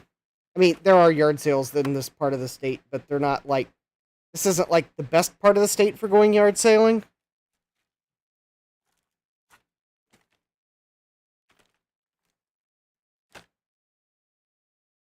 Okay, I we should look at something else because I cannot open the Commodore 128 again. And it is bugging me because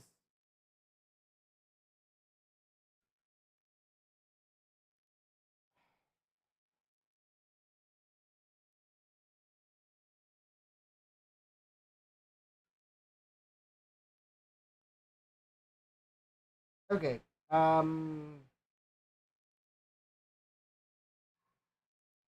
am looking to try to see if I see the screwdriver anywhere. Jeremy says thrift stores and flea markets should have them. There are no flea markets in the immediate vicinity of where I live, and if thrift stores have them, they disappear before I see them. That's not to say that they don't get them. I just don't see them.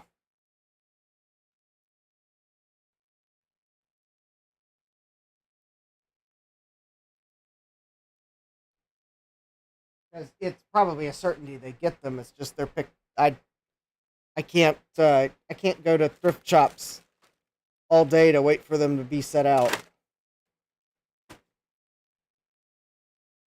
And of course, some of the thrift shops put all the good stuff online, anyways. It is bugging me where my screwdriver went. It's not a huge loss. It's a cheap screwdriver. It's just bugging me because it was on my workbench and now it's not, which probably means I've knocked it off the workbench and it's probably 3 feet away from me, just under something.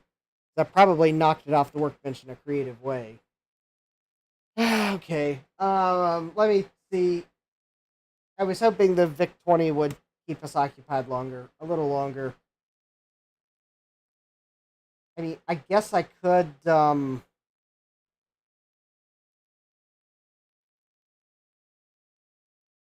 Oh, hey Tim, Viborg is here. Okay, unless I happen to find the screwdriver while I go grab another Commodore.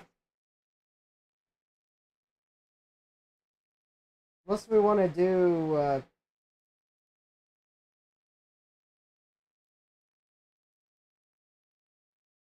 no, we'll save that for next week.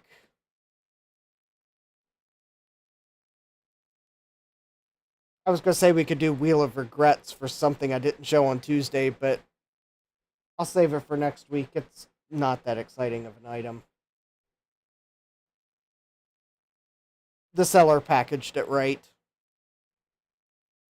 There's no electronics inside of it because I've got to put the electronics inside of it. It's like your straightforward, yeah, it's going to work deal.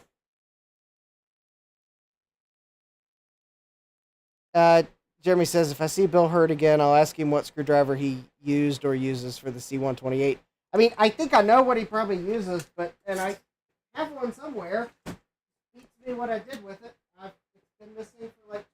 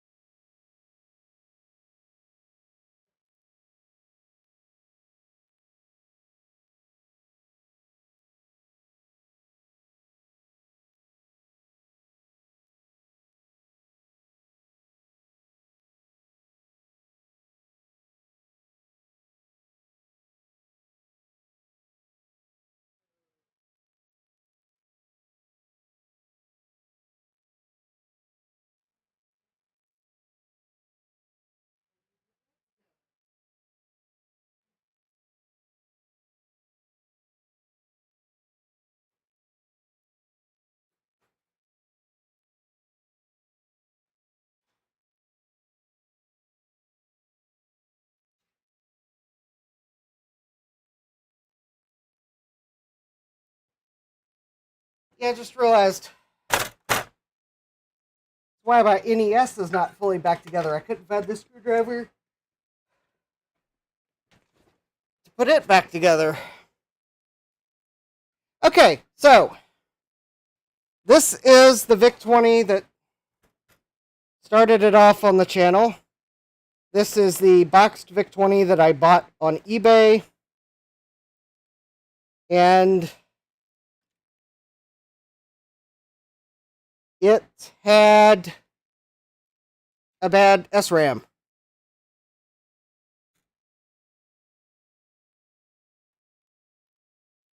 Now, I also have a keyboard here. So,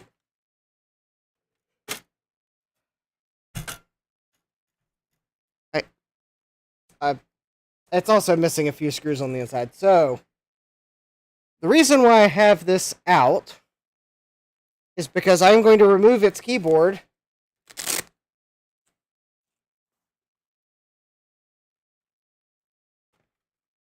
Keyboard says that one will run on 12 volts DC.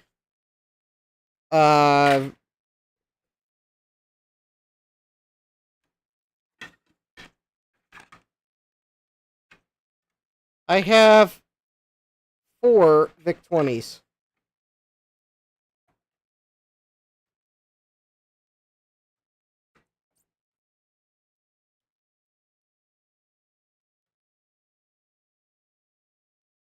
VBorg says it's marked for AC, but we'll work on DC. Okay. Jesse is back and soaked from head to toe. Either Jesse went for a walk, or it started to rain while Jesse was outside, or both. It was probably pretty hot in Wisconsin, too. Jesse says both, yeah. Yeah,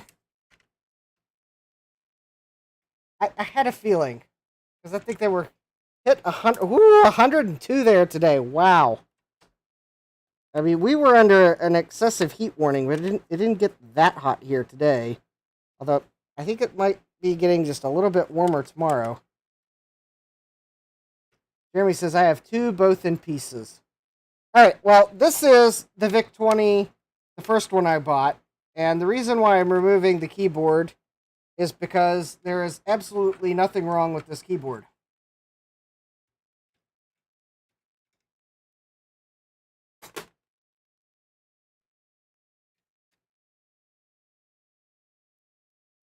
It is your totally standard VIC-20 keyboard. I think the one that most of them shipped with. Until near the end when I think they started shipping C64 keyboards on them. So, anyways, there is nothing wrong with this keyboard. Hopefully, I will get to the next machine. Now, in its place, I am going to, because this is an earlier VIC-20, I bought this Euro-style keyboard on eBay. There's also nothing wrong with it either. It actually works exactly like the seller said, but it's the Euro-style keyboard. So I am going to install this keyboard into this VIC-20.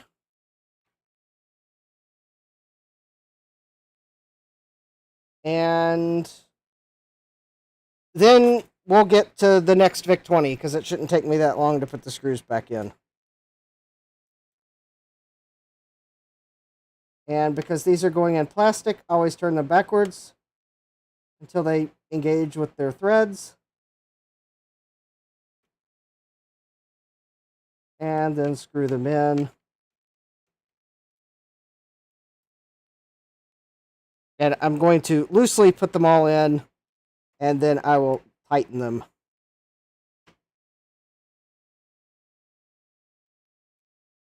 And we do that because we don't want to make new threads. Now, there is a method to my madness here.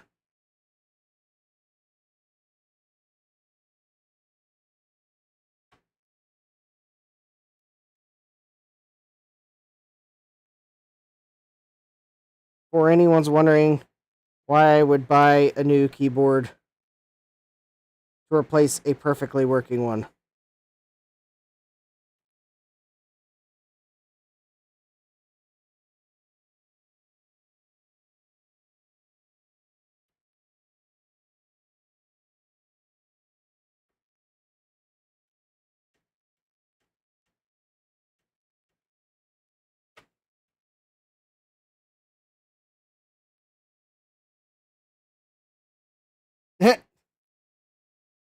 Jeremy says, your madness is correct, so it's not crazy. Well, Jeremy might remember, if you've seen the other VIC-20s I have, then you probably will see exactly where this is going. And then you will realize that what I am doing actually kind of makes some sense.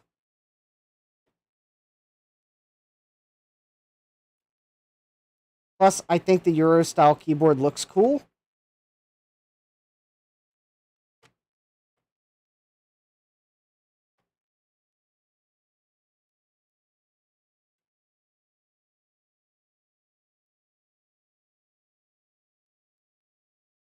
Also, as a side note, I may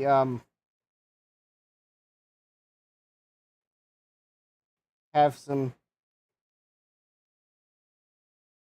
keyboard. I'm tempted to.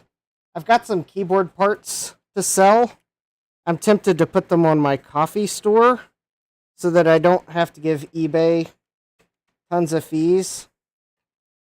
Because quite honestly, what they would charge me to sell the keyboard parts is kind of ridiculous, and I wouldn't make much. And you'll probably see where that comment is going here in a moment as well. So,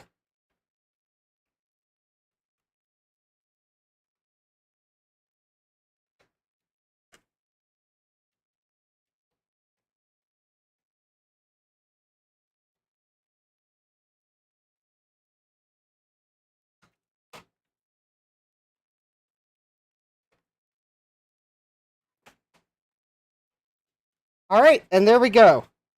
We now have a lovely Euro style keyboard on this VIC-20 that still has the peel here, but I'm not peeling the peel just yet. I'm also not going to completely put this back together because it's missing some of the screws inside. But anyways, there we go. So this keyboard is now on its destination VIC-20. Yes, Jesse says there's a method to this madness. So now, let me go grab another VIC-20. It would be the second one I bought.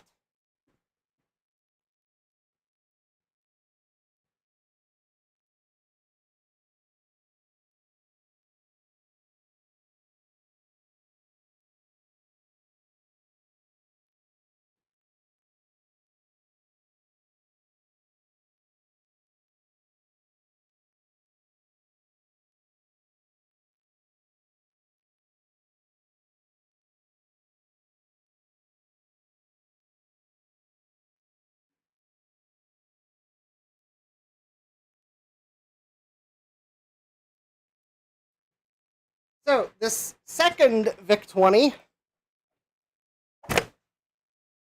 has a broken keyboard.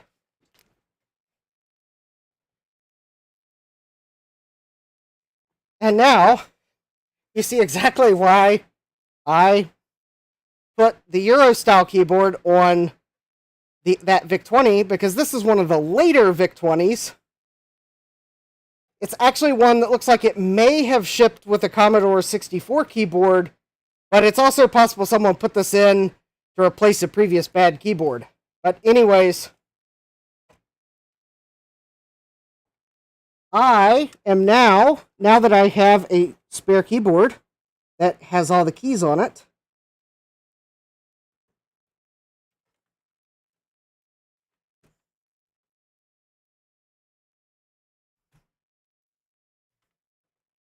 I am going to remove this keyboard.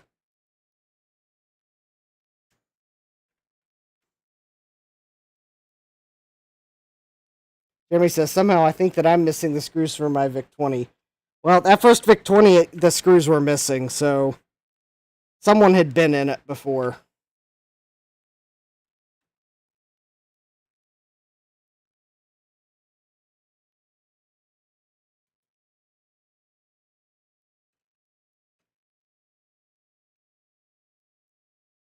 Now, of course, I could probably fix this keyboard. And if I hadn't found that Euro-style keyboard on eBay and really liked the way it looked, because maybe I'm kind of sort of a keyboard snob too. And sometimes looks are just equally as nice as the key feel. Jeremy says, I have a C64 keyboard that Ben Heck gave to me at VCF Midwest last year. Cool. I have a C64 keyboard that I bought from Savvy Sage. Well, granted, it was on a C64. Alright, so now I am removing this keyboard, which is kind of lost the ability to backspace 1, 6, and control. So I guess, in other words, this keyboard can't control itself. Har, har, har, har. So now, I am going to take this keyboard that I just removed from that other VIC-20 and knock a little bit of the dust off of it. It does work, so if this was other fine channels, then I would spend the next little while cleaning the keyboard before I put it back together, but this is the channel where I realized that it will be midnight sooner than I think, so I'm going to just put the thing back together, and at least it's usable. It may be a bit dirty, I may clean it later, but at least it's in a usable state.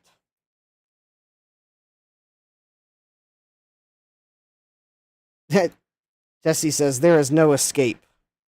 I don't think the Commodore keyboard has an escape key. So there's no escape on any of them. At least not the 64 and the VIC-20. And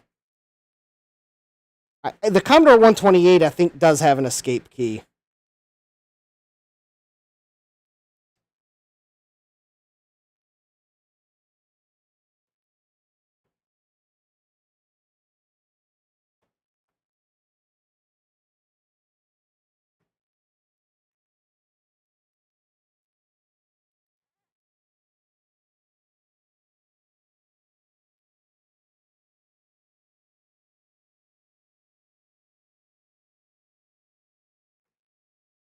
Jeremy says, it did have an upward arrow key, yes. Yes, the C128 has 4 arrow directional keys, plus it still has the silly shift-required arrow keys for 2 of the directions, but that's probably because it has a C64 mode.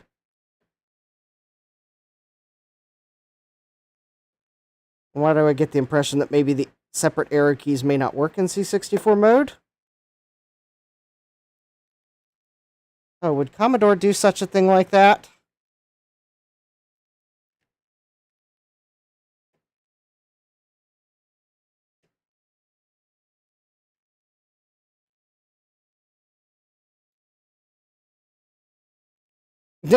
Jesse says, I was technically correct. The best kind of correct, yes. Yes, you were, Jesse. See? Now, through the magic of buying one keyboard, I have fixed I have fixed a VIC-20.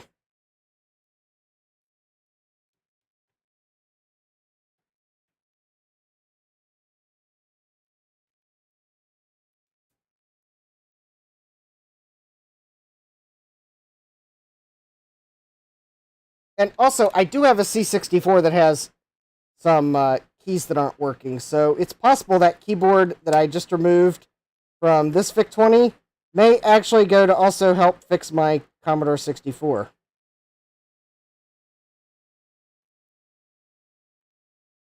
Depending on what the problem turns out to be, so...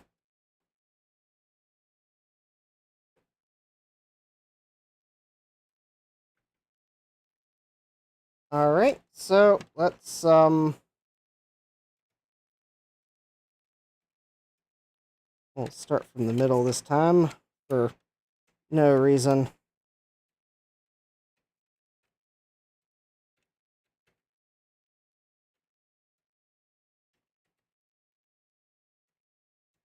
I have a spare parts keyboard. Yes, I do.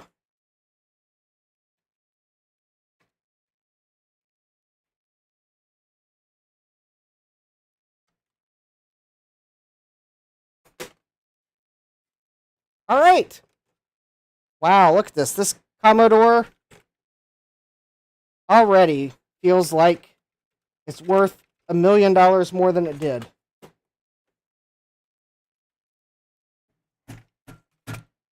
Or at least maybe at least 30 worth 20 or 30 bucks more than it did.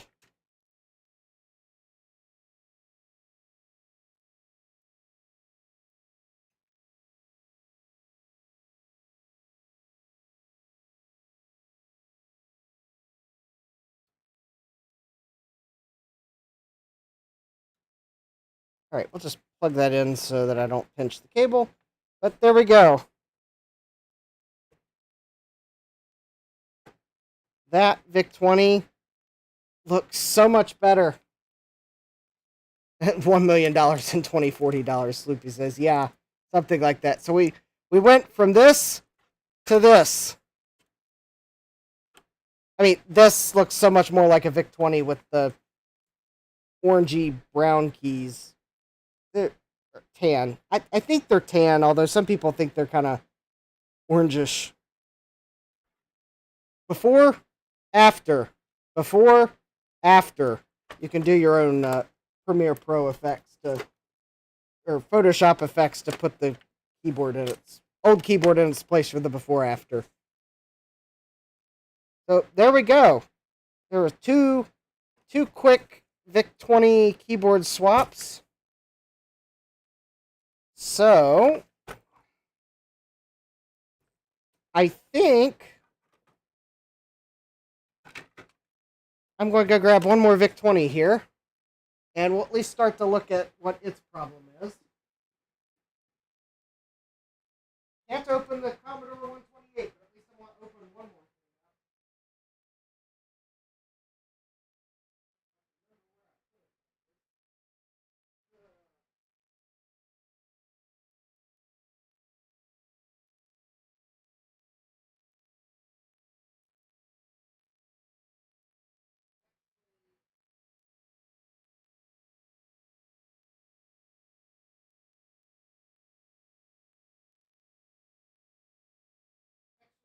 Changed my mind.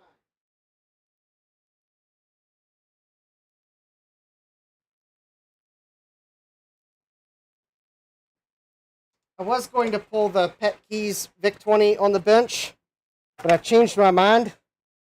I think I want to practice on a different keyboard first before I open one of the Pet style keyboards up. So this is the Commodore 64 I got from a friend, and some of the keys are non-functional, and I think I need to open the keyboard up to figure out why. And conveniently now I have a parts keyboard that I believe is the same. Let's see here. Yep. Looks like they're the same keyboard. So now I have a parts keyboard in case I need parts. Although it's possible it just needs some... Oh, good night, Francois. We'll see you later. Jeremy says... Oh, Foxhound says that looks like a iFixit screwdriver kit. I think I have the same one. Actually, no. This is actually one of those Quinn screwdriver sets that Retro Tech or Die sent me, hence the sticker. So this is actually the Quinn set. That is, I guess, the clone of the iFixit set. And I have to say, it is actually not a bad little set.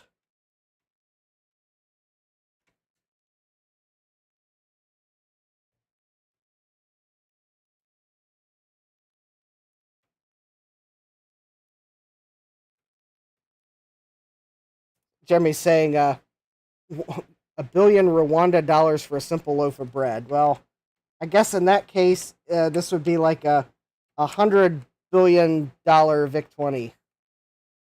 Sloopy says, ooh, someone went to Harbor Freight.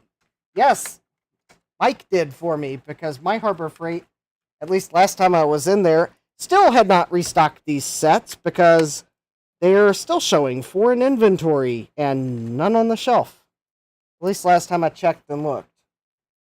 Because I think my local Harbor Freight may have had some customers, and I use that term loosely potentially, who checked out the set when they first got stocked. Either that or they misplaced them in the back and still hadn't put them out since last time I went, because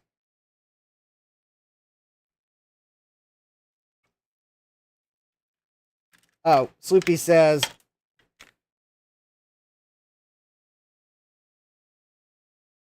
read that again.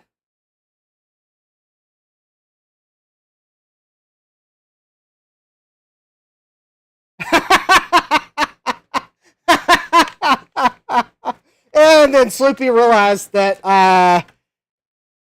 autocorrect mangled his comment, and that I had actually read it the way it got transmitted. Sloopy meant to say, ooh, someone went to Harbor Freight. Yes. Foxhound says that better be a mighty big loaf of bread. Okay, so to take these keyboards apart,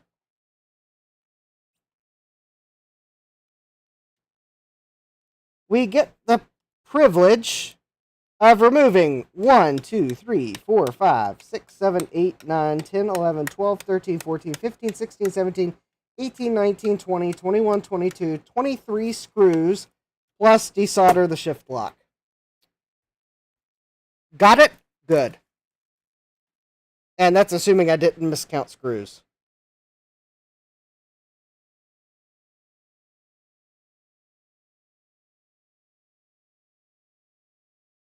So I think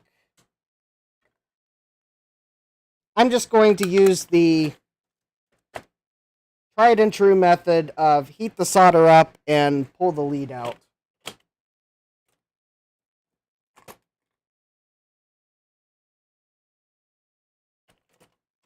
I'll deal with excess solder later.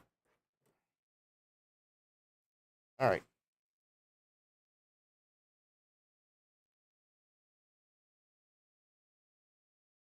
Now, I believe I did see on Adrian's channel that he did have one of these. I think it was Adrian had one that looked like someone had clipped the leads.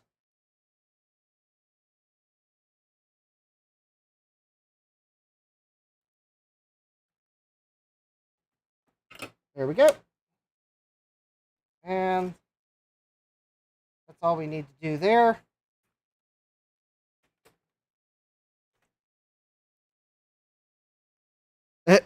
Or the loaf of bread should at least be a corgi, Jesse says.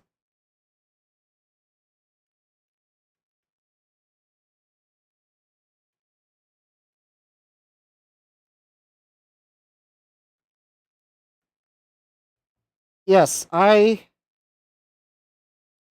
have to say, if I ever did get a dog, I would probably have to think long and hard about a corgi, because I think they are cute, the cutest little loaves of bread you can get from the SPCA, although I'm sure if they do get a corgi, they probably go pretty quick. Jeremy says, cut the shift block leads. Yeah.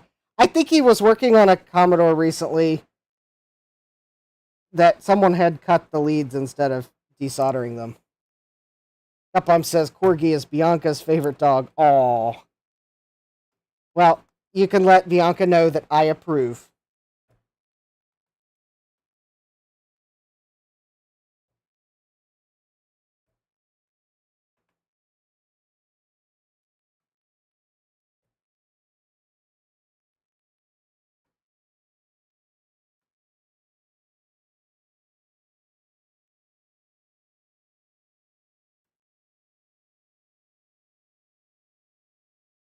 Jesse says, mine just showed up one day.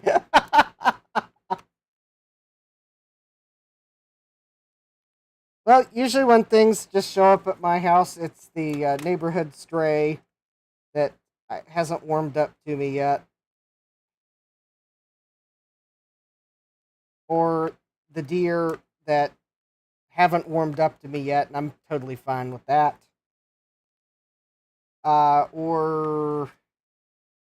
Yeah, that's pretty much the two categories of, or the rabbits, the wild rabbits that have no chance of warming up to me yet, and or the squirrels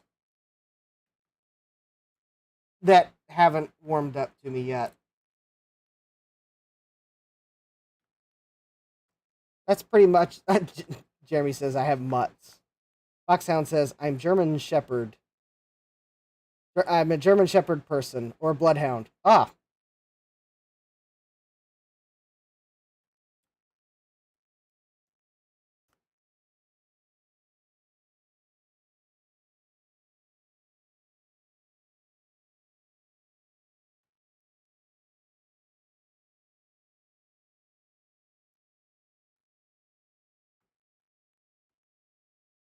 Yes, I'm going to get all these screws out, and then it will be almost time to end the stream. Who knows? Maybe I will get these screws out, and it will be abundantly clear why this keyboard doesn't work. Because it could just be corrosion on the contacts. Sloopy says, I like big mutts, and I cannot lie.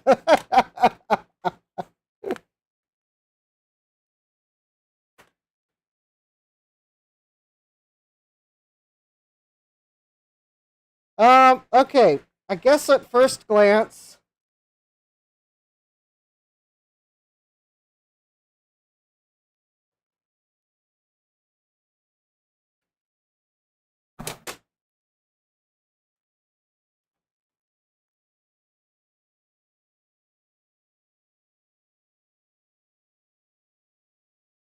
I should have probably tested it to remember which keys didn't work.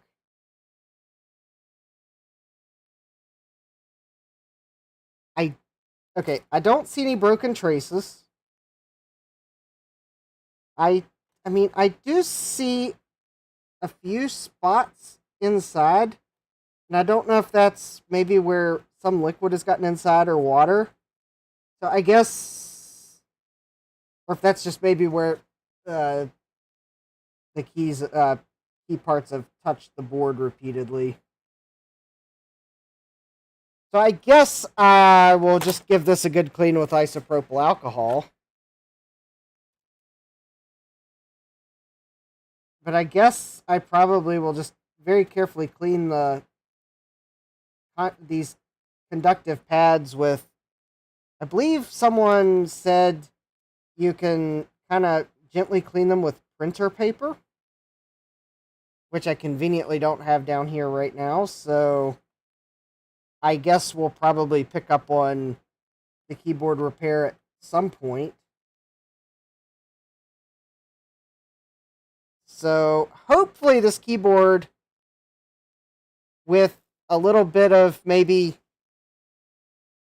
printer paper cleaning of these contacts, and then a good isopropyl alcohol cleaning of the pads here.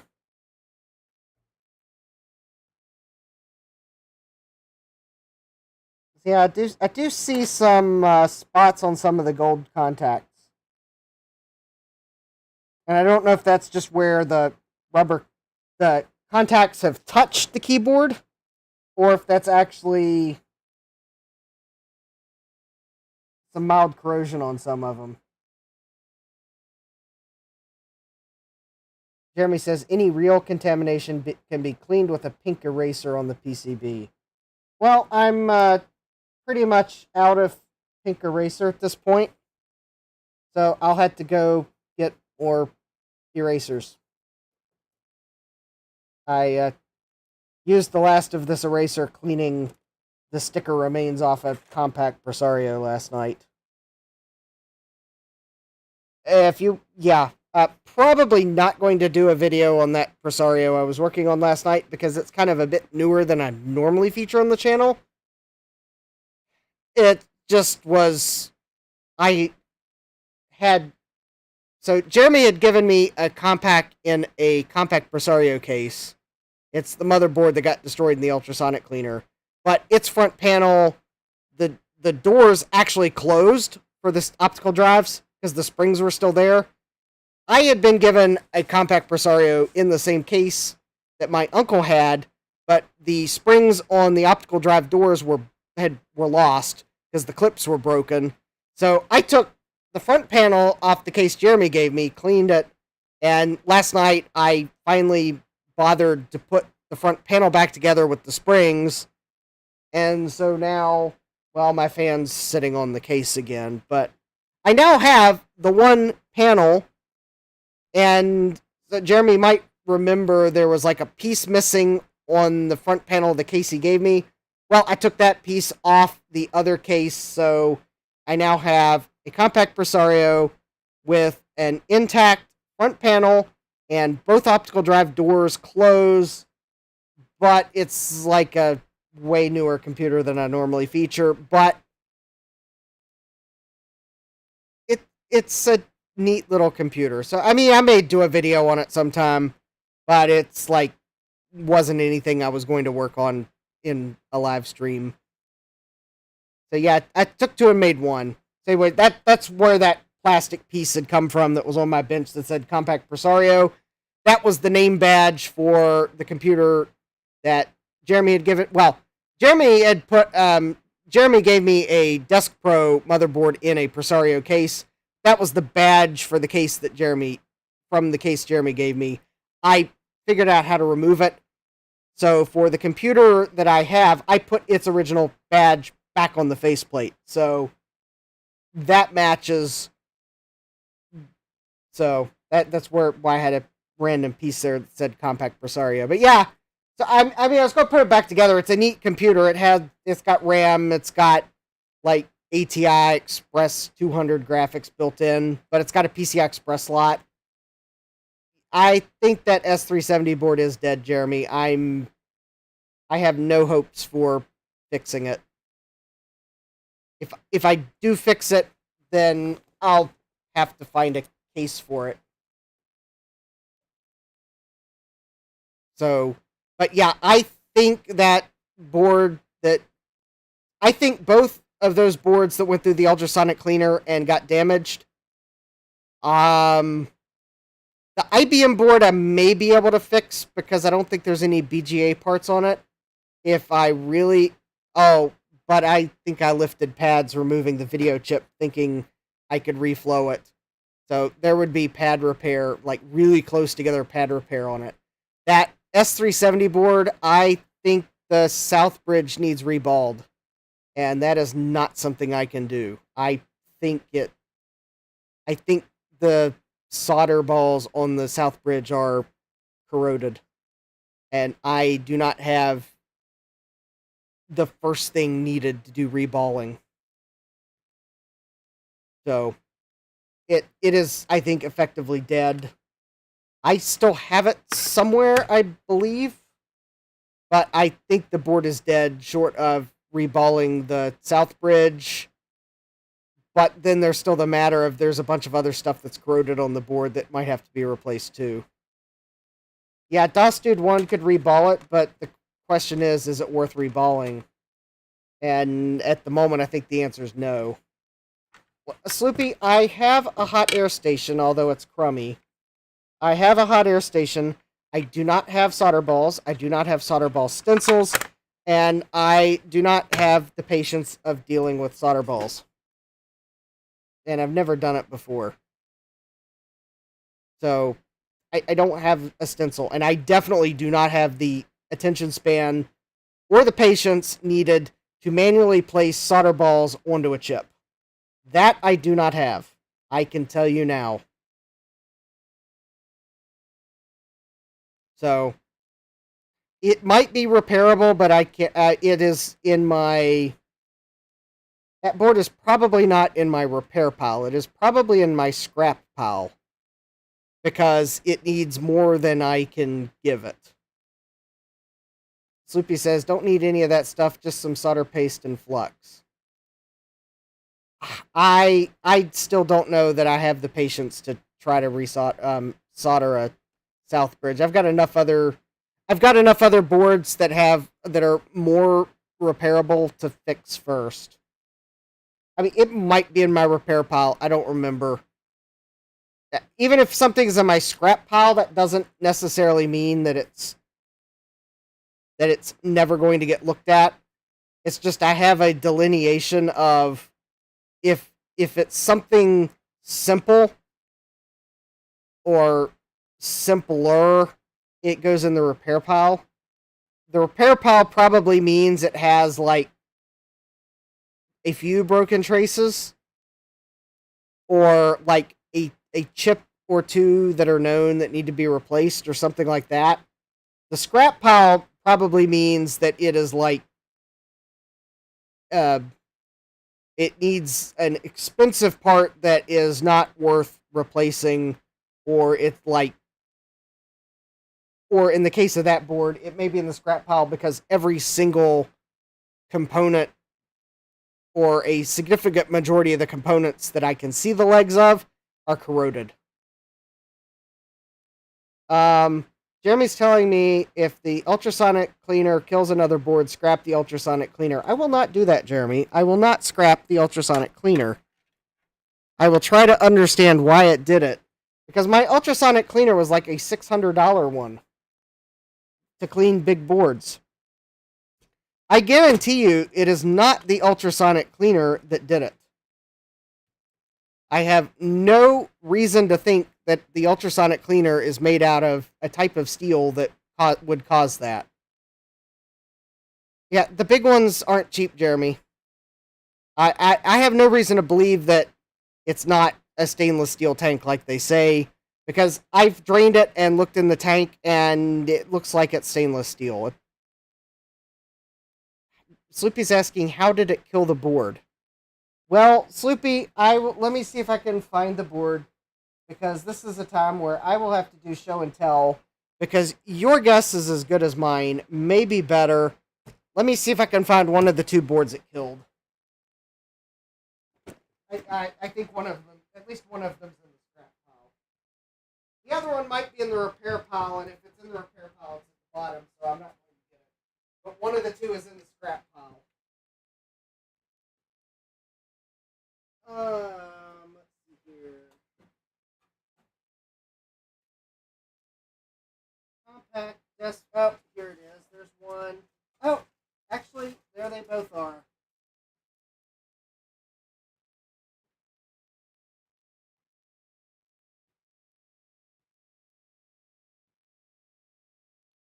Also, to the people that think the ultrasonic cleaner alone is to blame, it hasn't done this.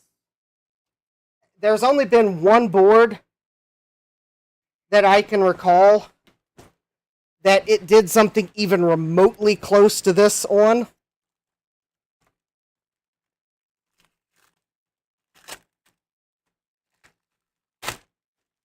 I don't think it's the ultrasonic cleaner. Now, could it have been the concentration of the solution at the time I ran it through the board? That I would be more likely to agree that could have done it. Could it have been the fact that I did find a loose screw in the bottom of the ultrasonic cleaner when I drained it last? Could that screw have been in the ultrasonic cleaner when I ran these boards through it, causing this? Again, maybe, but then there were other boards I ran through that the screw was also there. Jeremy's asking, perhaps the cleaning solution to water ratio was a bit hot. I don't know. It might have been, but the thing is, I cleaned some things immediately after these boards, and that didn't do it. But anyways, Sloopy. So here's what it did. So this is the S370 board that Jeremy was asking about. So there's this chip. If you notice, the legs are not shiny anymore. They look like they're rusted. Chip beside it, the legs look tarnished. There's the memory for the onboard video. Note the legs of the chips look tarnished. There's, I think, the clock synthesizer chip. Notice the legs look tarnished, and so kind of do the solder pads. Note all these resistors. Note how it looks like all of the metal parts on these resistors all look tarnished. That, I think, might be the voltage. Okay, either this is the clock generator and that's a voltage regulator, or I got the two mixed up. There's a MOSFET and possibly another MOSFET. I mean, look at... All right, Jeremy's asking, or saying, I pulled that board out of an incomplete beige compact case. Sloopy's asking, what kind of water did you use in the ultrasonic cleaner? Distilled water. Jeremy says the plating was stripped. Yeah, that's kind of what it looks like. Now, interestingly enough, I think most of the pins on the dim sockets look okay, but they're usually gold.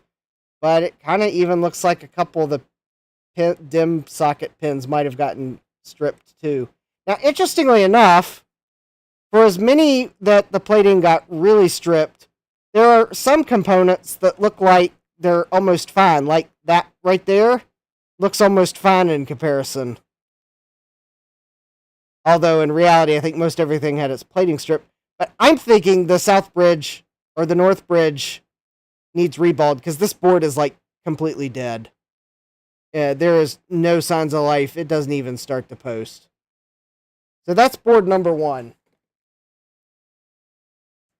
I mean, I don't know how quickly that happened, but even the ports on the back are even starting to tarnish.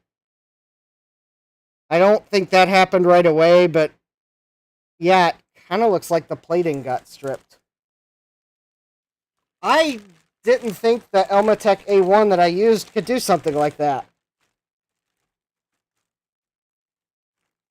But I ran these two boards through. They did it, but nothing I ran after, except for one board.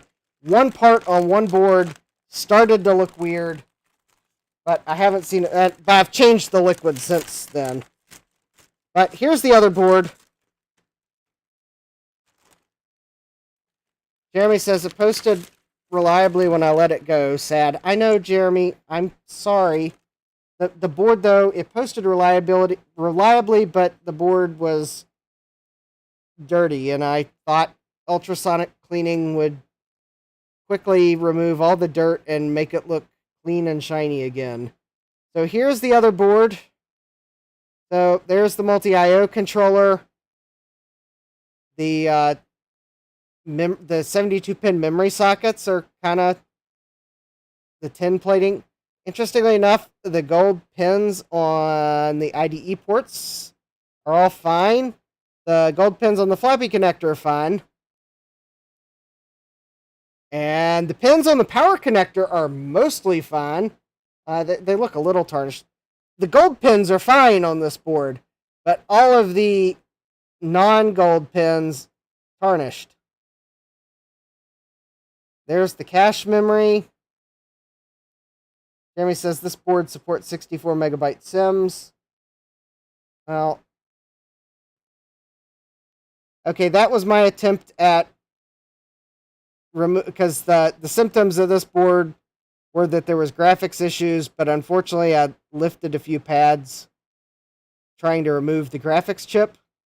So this board, I even tried removing the memory. So I stopped when I lifted pads here, and I didn't clean the flux off, which is why it kind of looks weird. So anyways, this board was not dead. However, there were graphical anomalies on the screen, that like major graphical anomalies from the onboard video. Basically, you could tell that it was the IBM post screen because you saw the blue stuff in the right spot and white stuff in the right spot and things changing, but you couldn't read it, and you could actually hit the key to go into the setup, and I think that looked corrupt. Somewhere I've got a video of what it looked like. I was able to put a PCI video card in the computer, and it posted fine, and the video was correct there. But I was wanting, I mean, it had a decent onboard graphics chip. So I was trying to fix the onboard graphics so that I didn't, because it's decent graphics. But anyways, yeah, it's like the plating got stripped off the components on this one too, but not as bad. So it didn't kill this board. It killed the onboard graphics subsystem, although I didn't really press it further to see how much further bad it might have been. It's quite possible that the memory would have eventually started showing problems, because it does look like the pins in the memory slots have tarnished in the past year or so. But anyways, yeah, that's what these two boards did. So for the IBM board, I actually found another board on eBay. It was sometime last year. So I actually have a board to put back in the IBM case. And a couple weeks ago on Dave's stream, I think it was on his stream, I was actually gluing parts of the case back together because IBM was apparently using brittle plastic too. So anyways, I've got the case glued back together. I just need to put the computer back together. So anyways, yeah, that's the two boards that are like, I didn't intend for bad things to happen, but it did. Now, I don't remember what the next thing I put through the ultrasonic cleaner after these two was, but it was not affected, and yeah. So I'm stumped. I still have yet to figure out what happened. Jeremy's asking, Windows 95 stream with that IBM next week. No. No, we are not going to do a Windows 95 stream with that IBM next week. I might be convinced to do a stream with the IBM next week, but it is not going to get Windows 95. Sloopy says, hangs head in a moment of silence. No, that IBM is going to get OS2 Warp. Exactly like it would have shipped with. Because I have no computers that are running OS2 Warp. There might be a reason why. I might find out at some point, but I want to install OS2 Warp on it. But I don't think I will actually stream it next week, because I need one more part for it. No, Jeremy, I'm going to probably do OS2 Warp 3, the version it would have shipped with. I kind of like to I would kind of like to reinstall it to its shipped with configuration. 1-Bit Fever Dreams. Oh, hi, Michael. I say MS-DOS 3.3. I got another computer for MS-DOS 3.3. There's like one more thing I want for the IBM that I haven't bought yet. So I was going to wait until I bought it, and that would be a sound card for it. And I have a couple that I'm looking at. I think they're all cards that IBM shipped. I just have to figure out which ones IBM was shipping at the time. I believe all of them are compatible with OS2 Warp, version 3 and 4. Jeremy says some of them dual-booted Windows and OS2. Yes, I actually looked up the configuration of this computer based on the label that's on the bottom of the case, and according to that label, that computer actually shipped with Windows 3.1 and OS2 Warp 3. So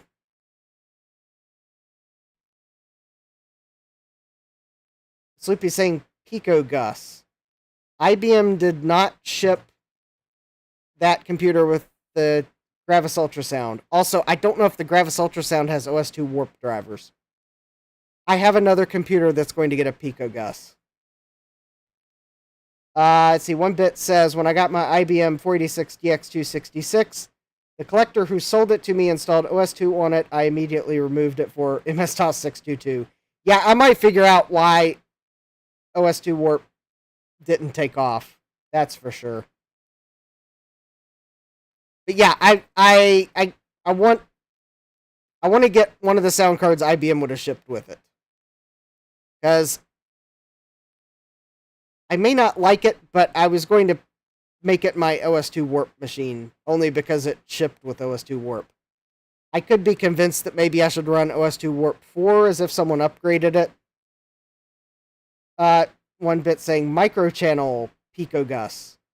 No, thankfully this IBM is new enough that it is ISA and PCI. You couldn't tell if you saw me pull the board out because it has a riser card, but it is ISA and PCI. It's an IBM PC 350, so it's actually a Pentium era computer. So it was probably a very late OS2 Warp computer. I don't think OS2 Warp would have been around much longer, but it shipped with the Pentium 90, and 1bit says parallel port Pico Gus. Pico Gus, IR port Pico Gus. All right, we'll do a I have a computer that will probably get the Pico Gus. I am waiting for a motherboard. Thunderscan Pico Gus. Jeremy says, I can sum up why OS2 wasn't popular in two names, Bill Gates and Microsoft. Yep, that's probably it. Now, I've got a computer that will probably get the Pico Gus. I'd really like to get one of the newer Pico Gus's for it, but I will stick with what I have for now. That computer is behind me in a spot where you probably can't see it because it's a desktop case. Yeah, I think it's a desktop case. However, the motherboard is failing. Therefore, I have a motherboard on the way. I think it is supposed to be delivered this weekend. So that is actually a good segue to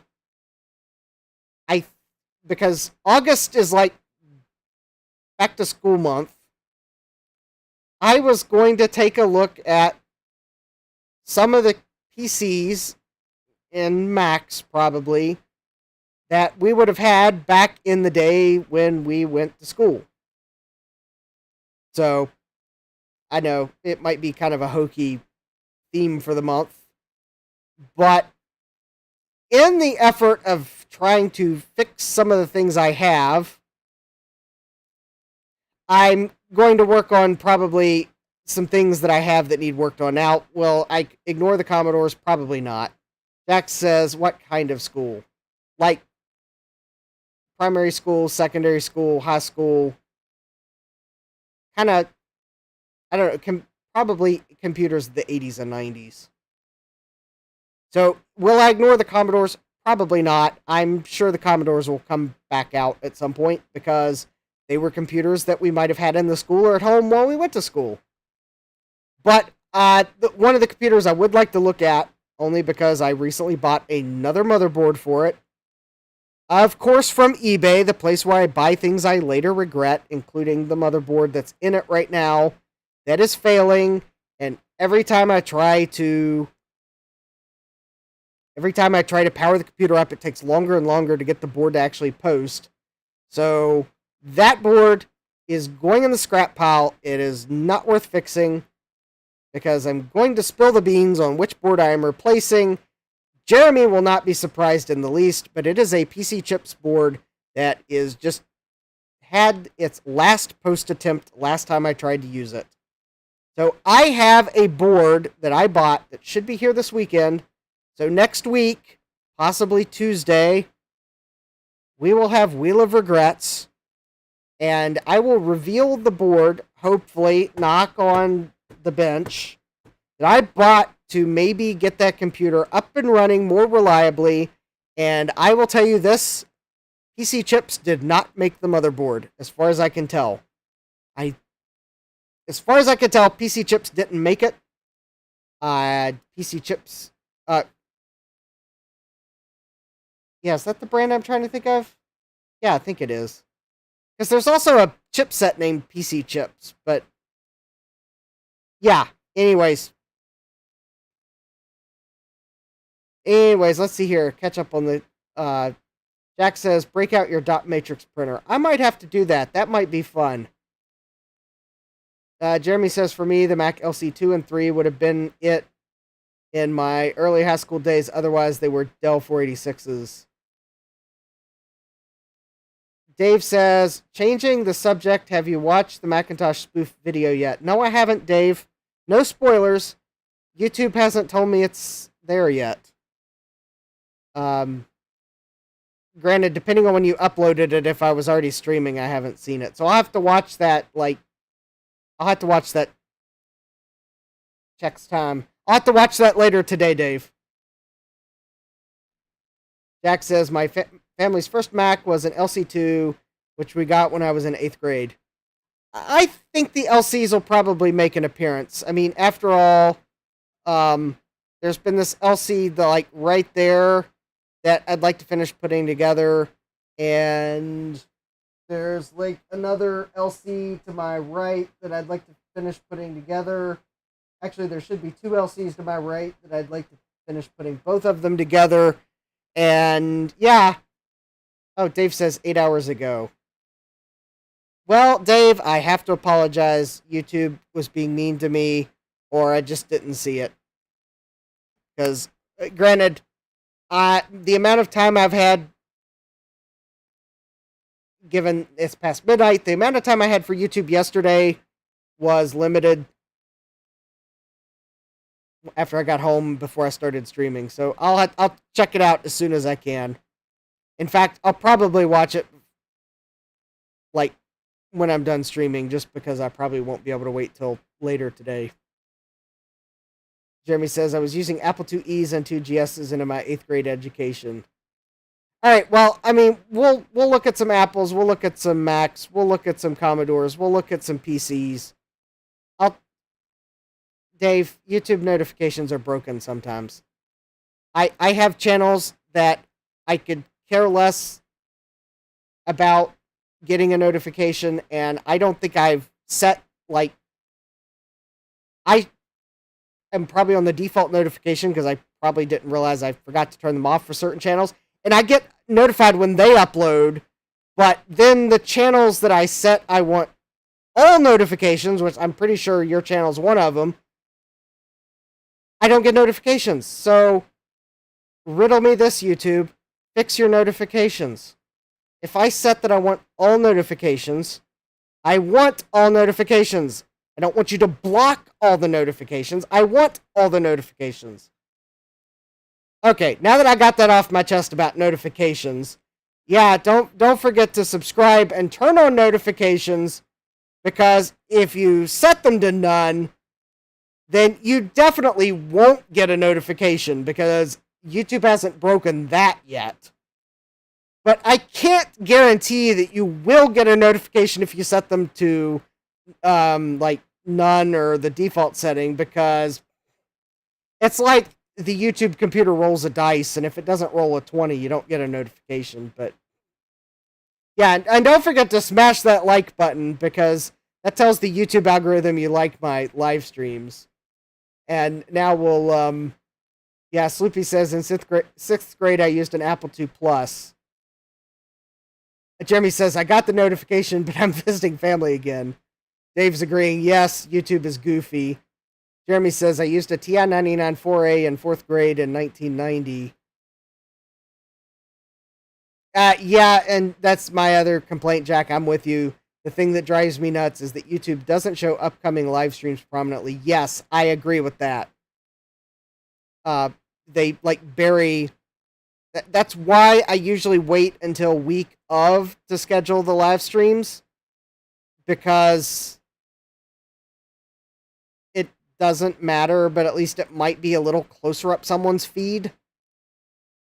But yeah, that's annoying. I wish YouTube would fix that too. That's for sure. One bit says, I used an ENAC in 3rd grade. We calculated ballistic curves.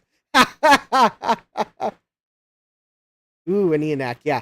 No, we won't be looking at, we won't be working on an ENAC, but I think 386 might come on the bench next week. At least. Probably some Macs too. I may, maybe next week I'll do like a Mac versus PC week again. That might be fun. Yeah, Jeremy says I have notifications phone for my channel and Dave's at the very least. Yep. I don't know. I sure thought I had notifications on for Dave's channel. The other thing is, it is possible that, depending on when 8 hours ago would have been, that I might have been at work and, like, literally did not see the notification because I was at work. Because that is the other thing, is I don't always, like, I have, like, a bazillion notifications on my phone that came in at work, and yeah, that's funny. In fact, there's some that I sure thought I'd already dismissed, but whatever, iPhone.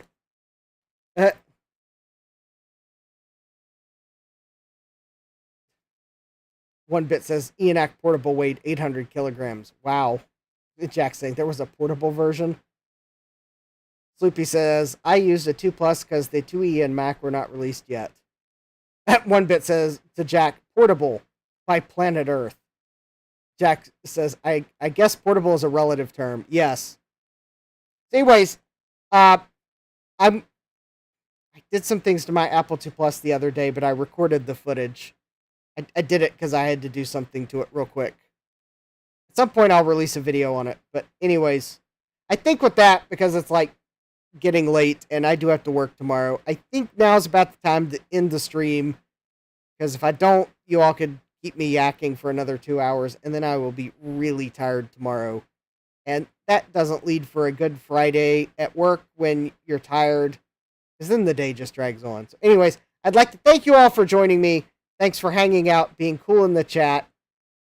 And with that, take care, and God bless. Computerized Start is brought to you by my awesome patrons on Patreon, and by your tips and memberships on Ko-fi. These and other channel supporters make my live streams possible. You too can become a channel supporter with tiers starting at just $1. Don't forget to smash that like button. And if you've liked what you've seen, subscribe and turn on notifications so that you don't miss the next video or live stream. And as always, thank you for all your support. I hope to see you next time. And until then, take care.